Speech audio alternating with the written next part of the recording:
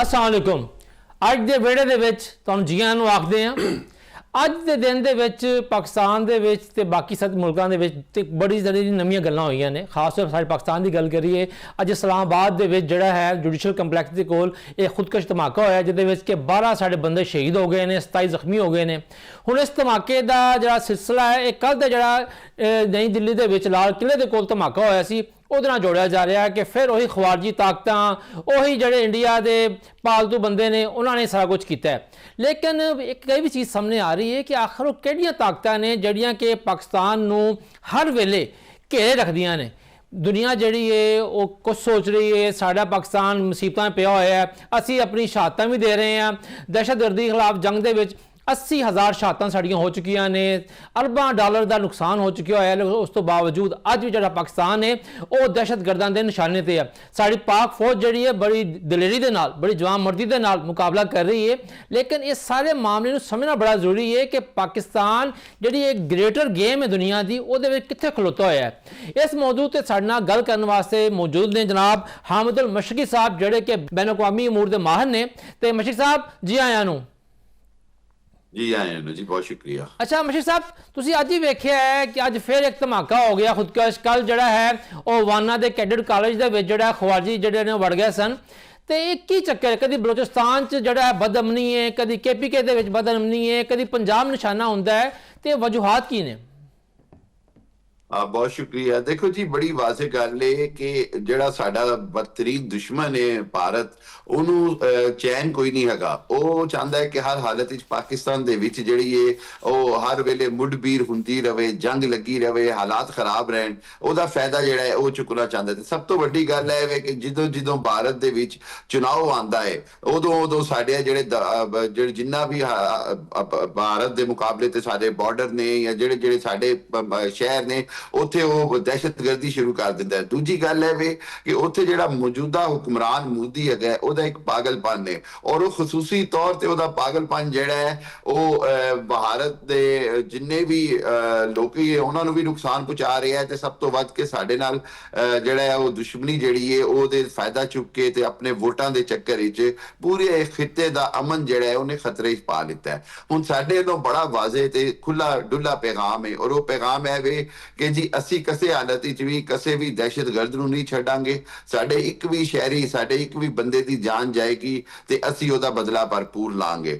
ਬਦਕਿਸਮਤੀ ਇਹ ਹੋਈ ਹੈ ਕਿ ਸਾਡੇ ਜਿਹੜਾ ਦੂਜਾ ਪਾਸਾ ਬਾਰਡਰ ਹੈ, ਮਗਰਬੀ ਬਾਰਡਰ ਅਫਗਾनिस्तान वाला, उधर भी कुछ ऐसे बेवकूफ और गलत एहसान फरामोश अनासर ने ਜਿਹੜੇ ਇੰਡੀਆ ਦੇ ਨਾਲ ਮਿਲ ਕੇ ਸਾਡੇ ਖਿਲਾਫ ਖਾਰਿਜ ਫਿਤਨਾ ਔਰ ਖਾਰਿਜ ਔਰ ਫਿਤਨਾ ਔਰ ਹਿੰਦੁਸਤਾਨ ਦੀ ਸ਼ਕਲ ਦੇ ਵਿੱਚ ਪ੍ਰੋਕਸੀ ਦਹਿਸ਼ਤਗਰਦੀ ਕਰ ਰਹੇ ਨੇ। ਉਹ ਦਹਿਸ਼ਤਗਰਦੀ ਦਾ ਨਤੀਜਾ ਹੈ ਵੇ ਕਿ ਅਸੀਂ ਵਾਜ਼ੇ ਤੌਰ ਤੇ ਉਹਨਾਂ ਨੂੰ ਮਾਫੀ ਨਾ ਦੇਣ ਦਾ ਐਲਾਨ ਕਰਨੇ ਆ, ਅਸੀਂ ਉਹਨਾਂ ਦੇ ਖਿਲਾਫ ਜੰਗ ਦਾ ਵੀ ਐਲਾਨ ਕਰਨੇ ਆ।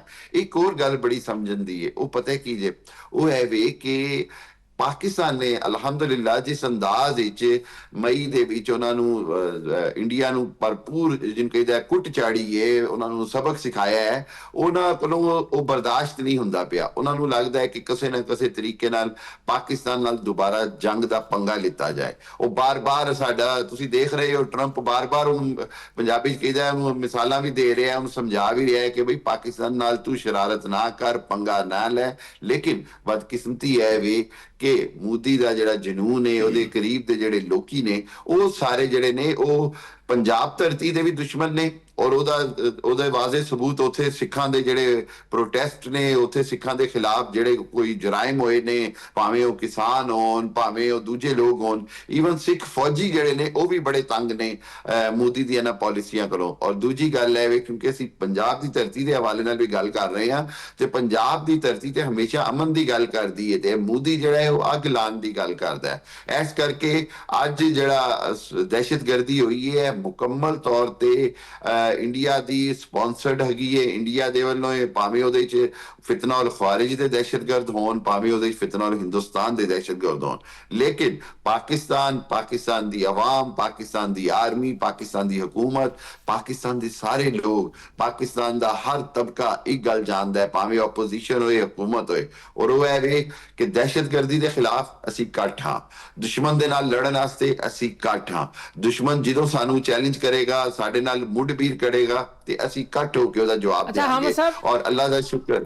ਅੱਛਾ ਹਾਮਦ ਸਾਹਿਬ, ਅਗਰ ਮੈਂ ਤਾਂ ਸਵਾਲ ਕਰਾਂ ਕਿ ਥੋੜਾ ਜਿਹਾ ਸਾਡੇ ਵੇਖਣ ਵਾਲਿਆਂ ਨੂੰ ਸਮਝਾਓ ਕਿ ਜਿਹੜੀ ਦੁਨੀਆ ਦੇ ਵਿੱਚ ਜੋੜ ਤੋੜ ਦੀ ਨਵੀਂ ਗੱਲਬਾਤ ਚੱਲ ਰਹੀ ਹੈ, ਨਵੇਂ ਇਤਿਹਾਦ ਬਣ ਰਹੇ ਨੇ, ਪੁਰਾਣੇ ਯਾਰ ਜਿਹੜੇ ਨੇ ਉਹ ਮੁਖਾਲਫ ਹੋ ਰਹੇ ਨੇ, ਤੇ ਆਖਰ ਪਾਕਿਸਤਾਨ ਜਿਹੜਾ ਹੈ ਇਹ ਸਾਰੀ ਦੁਨੀਆ ਦੇ ਨਵੇਂ ਜੋੜ ਤੋੜ ਦੇ ਵਿੱਚ ਕਿੱਥੇ ਖਲੋਤਾ ਹੋਇਆ? ਸਾਡੀ ਕੀ ਪਾਲਿਸੀ ਹੈ? ਦੇਖੋ, ਮੈਂ ਤੁਹਾਨੂੰ ਇੱਕ ਗੱਲ ਦੱਸਾਂ, ਮੈਂ ਕਈ ਜਗ੍ਹਾ ਤੇ ਕਿਹਾ ਹੈ ਕਿ ਇਹ ਦੁਨੀਆ ਦੀ ਤਾਰੀਖ ਵਿੱਚ ਬੜਾ ਘੱਟ ਹੋਇਆ ਹੈ ਔਰ ਪਾਕਿਸਤਾਨ ਦੀ ਬੜੀ ਵੱਡੀ ਖੁਸ਼ਕਿਸਮਤੀ ਹੈ ਕਿ ਪਾਕਿਸਤਾਨ ਇਹ ਸਾਰੇ ਜੋੜ ਤੋੜ ਦੇ ਵਿੱਚ ਬੜੀ ਅਹਿਮੀਅਤ ਇਖਤਿਆਰ ਕਰ ਗਿਆ ਹੈ। ਔਰ ਜਿੱਥੇ ਅਮਰੀਕਾ ਚਾਹੁੰਦਾ ਹੈ ਕਿ ਉਹਦੀ ਪਾਵਰ ਜਿਹੜੀ ਹੈ ਉਹ ਹਮੇਸ਼ਾ ਕਾਇਮ ਰਹੇ, ਉੱਥੇ ਪਾਕਿਸਤਾਨ ਤੇ ਅਮਰੀਕਾ ਦੀ ਦੋਸਤੀ ਵੀ ਅੱਜ ਬੜੀ ਬਿਹਤਰੀਨ ਚੱਲ ਰਹੀ। ਦੂਜੇ ਪਾਸੇ ਦੁਨੀਆ ਕਦੀ ਵੀ ਨਹੀਂ ਸੋਚ ਸਕਦੀ ਕਿ ਈਰਾਨ ਜਿਹੜਾ ਅਮਰੀਕਾ ਦਾ ਐਡਾ ਆਪਸ ਵਿੱਚ ਦੁਸ਼ਮਣ ਨੇ, ਪਾਕਿਸਤਾਨ ਦੇ ਉਹਦੇ ਨਾਲ ਵੀ ਤਾਲੁਕਾਤ ਚੰਗੇ ਨੇ। ਈਰਾਨ ਤੇ ਸਾਊਦੀ ਅਰਬ ਆਪਸ ਵਿੱਚ ਉਹਨਾਂ ਦੇ ਤਾਲੁਕਾਤ ਖਰਾਬ ਰਹੇ ਨੇ, ਇੰਨੇ ਸਾਲਾਂ ਤੋਂ ਇੱਕ ਜੰਗ ਵਾਲੀ ਸੂਰਤ-ਏ-ਹਾਲ ਵੀ ਰਹੀ। ਪਾਕਿਸਤਾਨ ਵਾਹਿਦ ਮੁਲਕ ਹੈ ਜਿਹਦੇ ਤਾਲੁਕਾਤ ਈਰਾਨ ਦੇ ਨਾਲ ਵੀ ਚੰਗੇ ਨੇ, ਸਾਊਦੀ ਅਰਬ ਦੇ ਨਾਲ ਤੇ ਹਮੇਸ਼ਾ ਤੋਂ ਬਰਾਦਰਾਨਾ ਨੇ। ਫਿਰ ਅਫਗਾਨਿਸਤਾਨ ਦੇ ਨਾਲ ਵੀ ਇਹ ਜਿਹੜੀ ਸੂਰਤ-ਏ-ਹਾਲ ਖਰਾਬ ਹੋਈ ਉਹਦੇ ਵਿੱਚ ਮੁਸਲਿਮ ਦੁਨੀਆ ਸਾਡੇ ਨਾਲ ਖੜੀ ਹੋ ਗਈ ਹੈ। ਯੂਕਰਾਈਨ ਦੀ ਜੰਗ ਦੇ ਬਾਵਜੂਦ, ਸਾਰੇ ਮਾਮਲਾਤ ਦੇ ਬਾਵਜੂਦ ਪਾਕਿਸਤਾਨ ਰੂਸ ਤਾਲੁਕਾਤ ਜਿਹੜੇ ਨੇ ਉਹ ਬਿਹਤਰੀ ਵੱਲ ਜਾ ਰਹੇ ਨੇ, ਇੰਡੀਆ ਦੇ ਤਾਲੁਕਾਤ ਬਲਕਿ ਕਮਜ਼ੋਰ ਹੋ ਰਹੇ ਨੇ। ਪਾਕਿਸਤਾਨ ਚਾਈਨਾ ਦੇ ਤਾਲੁਕਾਤ ਜਿਹੜੇ ਨੇ ਉਹ ਪੂਰੀ ਦੁਨੀਆ ਦੇ ਸਾਹਮਣੇ ਨੇ। ਮੈਂ ਸਮਝਦਾ ਵਾਂ ਕਿ ਅੱਜ ਦੀ ਦੁਨੀਆ ਦੇ ਵਿੱਚ ਐਡੀ ਖੂਬਸੂਰਤ ਨੂੰ ਅੰਗਰੇਜ਼ੀ ਦਾ ਲਫ਼ਜ਼ ਆ ਜਾਂਦਾ ਹੈ ਡਿਪਲੋਮੇਸੀ, ਇਹ ਪਾਕਿਸਤਾਨ ਦੇ ਵਾਸਤੇ ਕਿਸੇ ਮੌਜਜ਼ੇ ਨਾਲੋਂ ਘੱਟ ਨਹੀਂ ਕਿ ਪਾਕਿਸਤਾਨ ਦੇ ਨਾਲ ਸਾਰੇ ਵੱਡੇ ਵੱਡੇ ਜਿਹੜੇ ਪਾਵਰਫੁਲ ਜਿਹੜੀਆਂ ਤਾਕਤਾਂ ਨੇ ਉਹ ਪਾਕਿਸਤਾਨ ਦੀ ਅਹਿਮੀਅਤ ਵੀ ਮੰਨ ਗਈਆਂ ਨੇ, ਉਹ ਪਾਕਿਸਤਾਨ ਦੇ ਨਾਲ ਤਾਲੁਕਾਤ ਵੀ ਚਾਹੁੰਦੀਆਂ ਨੇ। ਔਰ ਸਭ ਤੋਂ ਵੱਡੀ ਗੱਲ ਹੈ ਕਿ ਉਹਨਾਂ ਨੂੰ ਇਸ ਗੱਲ ਤੇ ਇਤਰਾਜ਼ ਨਹੀਂ ਕਿ ਪਾਕਿਸਤਾਨ ਦੇ ਬਾਕੀ ਤਾਕਤਾਂ ਦੇ ਨਾਲ ਕਿਹੜੇ ਤਾਲੁਕਾਤ ਨੇ। ਉਹ ਇਹ ਸਮਝਦੇ ਨੇ ਕਿ ਪਾਕਿਸਤਾਨ ਵੱਡੀਆਂ ਤਾਕਤਾਂ ਦੇ ਦਰਮਿਆਨ ਜਿਹੜਾ ਮਾਜ਼ੀ 'ਚ ਕਿਰਦਾਰ ਅਦਾ ਕਰਦਾ ਰਿਹਾ, ਪੁਲ ਬਣ ਕੇ ਤਾਲੁਕਾਤ ਨੂੰ ਬਿਹਤਰ ਕਰਨ ਦਾ, ਆਪਣੀ ਸਟ੍ਰੈਟੇਜਿਕ ਯਾਨੀ ਖਿੱਤੇ ਦੇ ਵਿੱਚ ਆਪਣੀ ਅਹਿਮੀਅਤ ਵਿਖਾਉਣ ਦਾ, ਉਹ ਅੱਜ ਸਭ ਤੋਂ ਜ਼ਿਆਦਾ ਹੈ। ਇੱਕ ਚੀਜ਼ ਬੜੀ ਸਮਝਣੀ ਹੋਏਗੀ, ਉਹ ਇਹ ਵੇ ਕਿ ਅੱਗੇ ਚੱਲ ਕੇ ਤਾਕਤ ਜਿਹੜੀ ਹੈ ਉਹ ਜਿਹੜਾ ਅੰਗਰੇਜ਼ੀ ਦਾ ਲਫ਼ਜ਼ ਆਉਂਦਾ ਨਿਊ ਵਰਲਡ ਆਰਡਰ, ਉਹ ਖਤਮ ਹੋ ਕੇ ਤੇ ਮਲਟੀਪੋਲਰ ਵਰਲਡ ਆਰਡਰ ਵੱਲ ਚਲਾ ਗਿਆ। ਯਾਨੀ ਬਹੁਤ ਸਾਰੀਆਂ ਤਾਕਤਾਂ ਬਣ ਗਈਆਂ ਨੇ ਦੁਨੀਆ 'ਚ। ਸਹੀ ਕਹਿ ਰਹੇ ਹੋ ਸਾਹਿਬ, ਤੁਹਾਡੀ ਗੱਲ ਵੱਡੀ ਕਰਦਾ ਵਾਂ। ਤੁਸੀਂ ਬਿਲਕੁਲ ਸਹੀ ਕਹਿ ਰਹੇ ਹੋ ਕਿ ਇੱਕ ਵਕਤ ਸੀਗਾ ਜਦੋਂ ਸਿਰਫ ਅਮਰੀਕਾ ਜਾਂ ਰੂਸ ਹੁੰਦੇ ਸਨ, ਫਿਰ ਇੱਕ ਵਕਤ ਆਇਆ ਜਦੋਂ ਸਿਰਫ ਅਮਰੀਕਾ ਰਹਿ ਗਿਆ, ਤੇ ਹੁਣ ਦੁਨੀਆ ਫਿਰ ਇੱਕ ਦਫਾ ਤਬਦੀਲ ਹੋ ਰਹੀ ਹੈ ਜਿਹਦੇ ਵਿੱਚ ਕਿ ਮੁਖਤਲਿਫ ਤਾਕਤਾਂ ਜਿਹੜੀਆਂ ਨੇ ਆਪਣੀ ਆਪਣੀ ਜਗ੍ਹਾ ਤੇ ਉਹ ਜਨਮ ਲੈ ਰਹੀਆਂ। ਜਿਸ ਤਰ੍ਹਾਂ ਚੀਨ ਹੈ ਬਹੁਤ ਵੱਡੀ ਤਾਕਤ ਬਣ ਰਿਹਾ ਹੈ। ਤੇ ਤੁਹਾਡਾ ਬਹੁਤ ਬਹੁਤ ਸ਼ੁਕਰੀਆ ਹਾਮਦ ਸਾਹਿਬ ਕਿ ਤੁਸੀਂ ਸਾਡੇ ਵੇਖਣ ਵਾਲਿਆਂ ਨੂੰ ਦੁਨੀਆ ਦੇ ਜੋੜ ਤੋੜ ਦੇ ਬਾਰੇ ਦੱਸਿਆ। ਇੱਥੇ ਲੈਣੇ ਇੱਕ ਛੋਟੀ ਜਿਹੀ ਬ੍ਰੇਕ, ਤੇ ਬ੍ਰੇਕ ਤੋਂ ਬਾਅਦ ਜਦੋਂ ਵਾਪਸ ਆਵਾਂਗੇ ਤੇ ਫਿਰ ਗੱਲ ਕਰਾਂਗੇ ਆਪਣੇ ਸਟੂਡੀਓ ਮੌਜੂਦ ਆਪਣੇ ਮਹਿਮਾਨਾਂ ਦੇ ਨਾਲ ਕਿ ਜਿਹੜੀ ਪੰਜਾਬ ਦੀ ਸਿਆਸਤ ਹੈ ਉਹ ਹੀ ਕਰ ਰਹੀ ਹੈ। ਅੱਜ ਕੌਮੀ ਅਸੈਂਬਲੀ ਦੇ ਵਿੱਚ 27ਵੀਂ ਤਰਮੀਮ ਵੀ ਪੇਸ਼ ਕਰਤੀ ਗਈ, ਇੱਕ ਸੈਨੇਟ 'ਚ ਮਨਜ਼ੂਰ ਹੋ ਗਈ ਸੀ, ਤੇ ਸਾਡੀ ਜਿਹੜੀ ਸਿਆਸੀ ਜਮਾਤਾਂ ਨੇ ਇਹਦੇ ਬਾਰੇ ਕੀ ਕਹਿੰਦੀਆਂ ਨੇ। ਤੇ ਲੈਣੇ ਛੋਟੀ ਬ੍ਰੇਕ।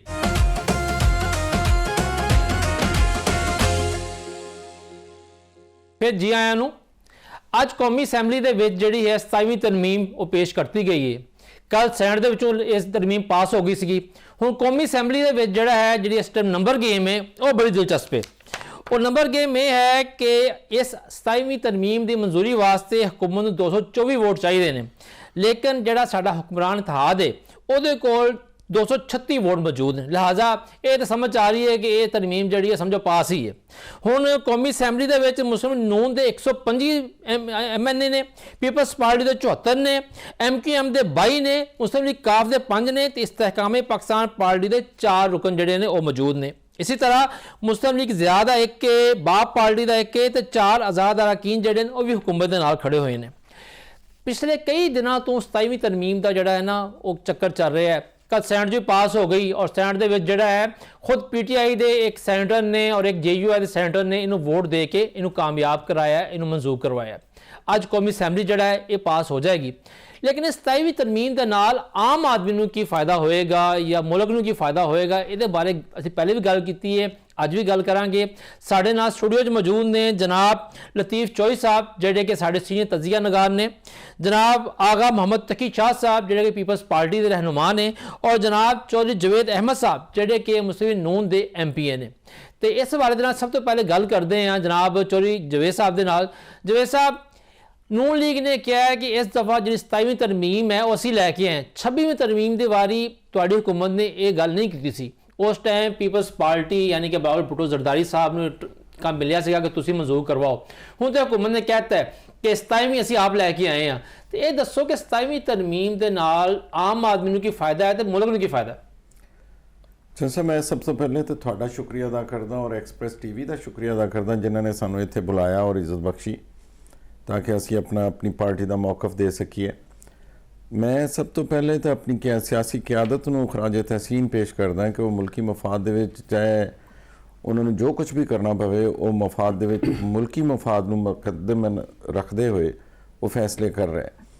26ਵੀਂ ਤਰਮੀਮ ਦੇ ਬਾਰੇ ਜਿੰਨਾ ਤੁਸੀਂ ਜ਼ਿਕਰ ਕੀਤਾ ਬਿਲਾਵਲ ਸਾਹਿਬ ਦਾ, ਉਹ ਇਤਿਹਾਦੀ ਸਾਡੇ ਰਹਿਨੁਮਾ ਹੈ, ਲੀਡਰ ਹੈ। ਉਹਨਾਂ ਦੀ ਵਜ੍ਹਾ ਤੋਂ ਅਗਰ ਉਹਨਾਂ ਦੇ ਹੱਥੋਂ ਪੇਸ਼ ਹੋਈ ਤਾਂ ਉਹ ਵੀ ਹਕੂਮਤੀ ਇਤਿਹਾਦ ਨੇ ਪਾਸ ਕੀਤੀ ਸੀ ਔਰ 27ਵੀਂ ਤਰਮੀਮ ਦਾ ਸਿਰਾ ਜਿਹੜਾ ਹੈ ਉਹ ਸਾਡੇ ਲੀਗਲ ਟੀਮ ਜਿਹੜੀ ਪਾਕਿਸਤਾਨ ਮੁਸਲਿਮ ਲੀਗ ਨੂਨ ਔਰ ਪੀਪਲ ਪਾਰਟੀ ਦੇ ਨੇ ਮਿਲ ਕੇ ਤਿਆਰ ਕਰਕੇ ਅੱਗੇ ਸੈਨੇਟ ਦੇ ਵਿੱਚ ਪੇਸ਼ ਕੀਤੀ ਔਰ ਕੌਮੀ ਅਸੈਂਬਲੀ 'ਚ ਲਿਆਂਦੀ ਗਈ।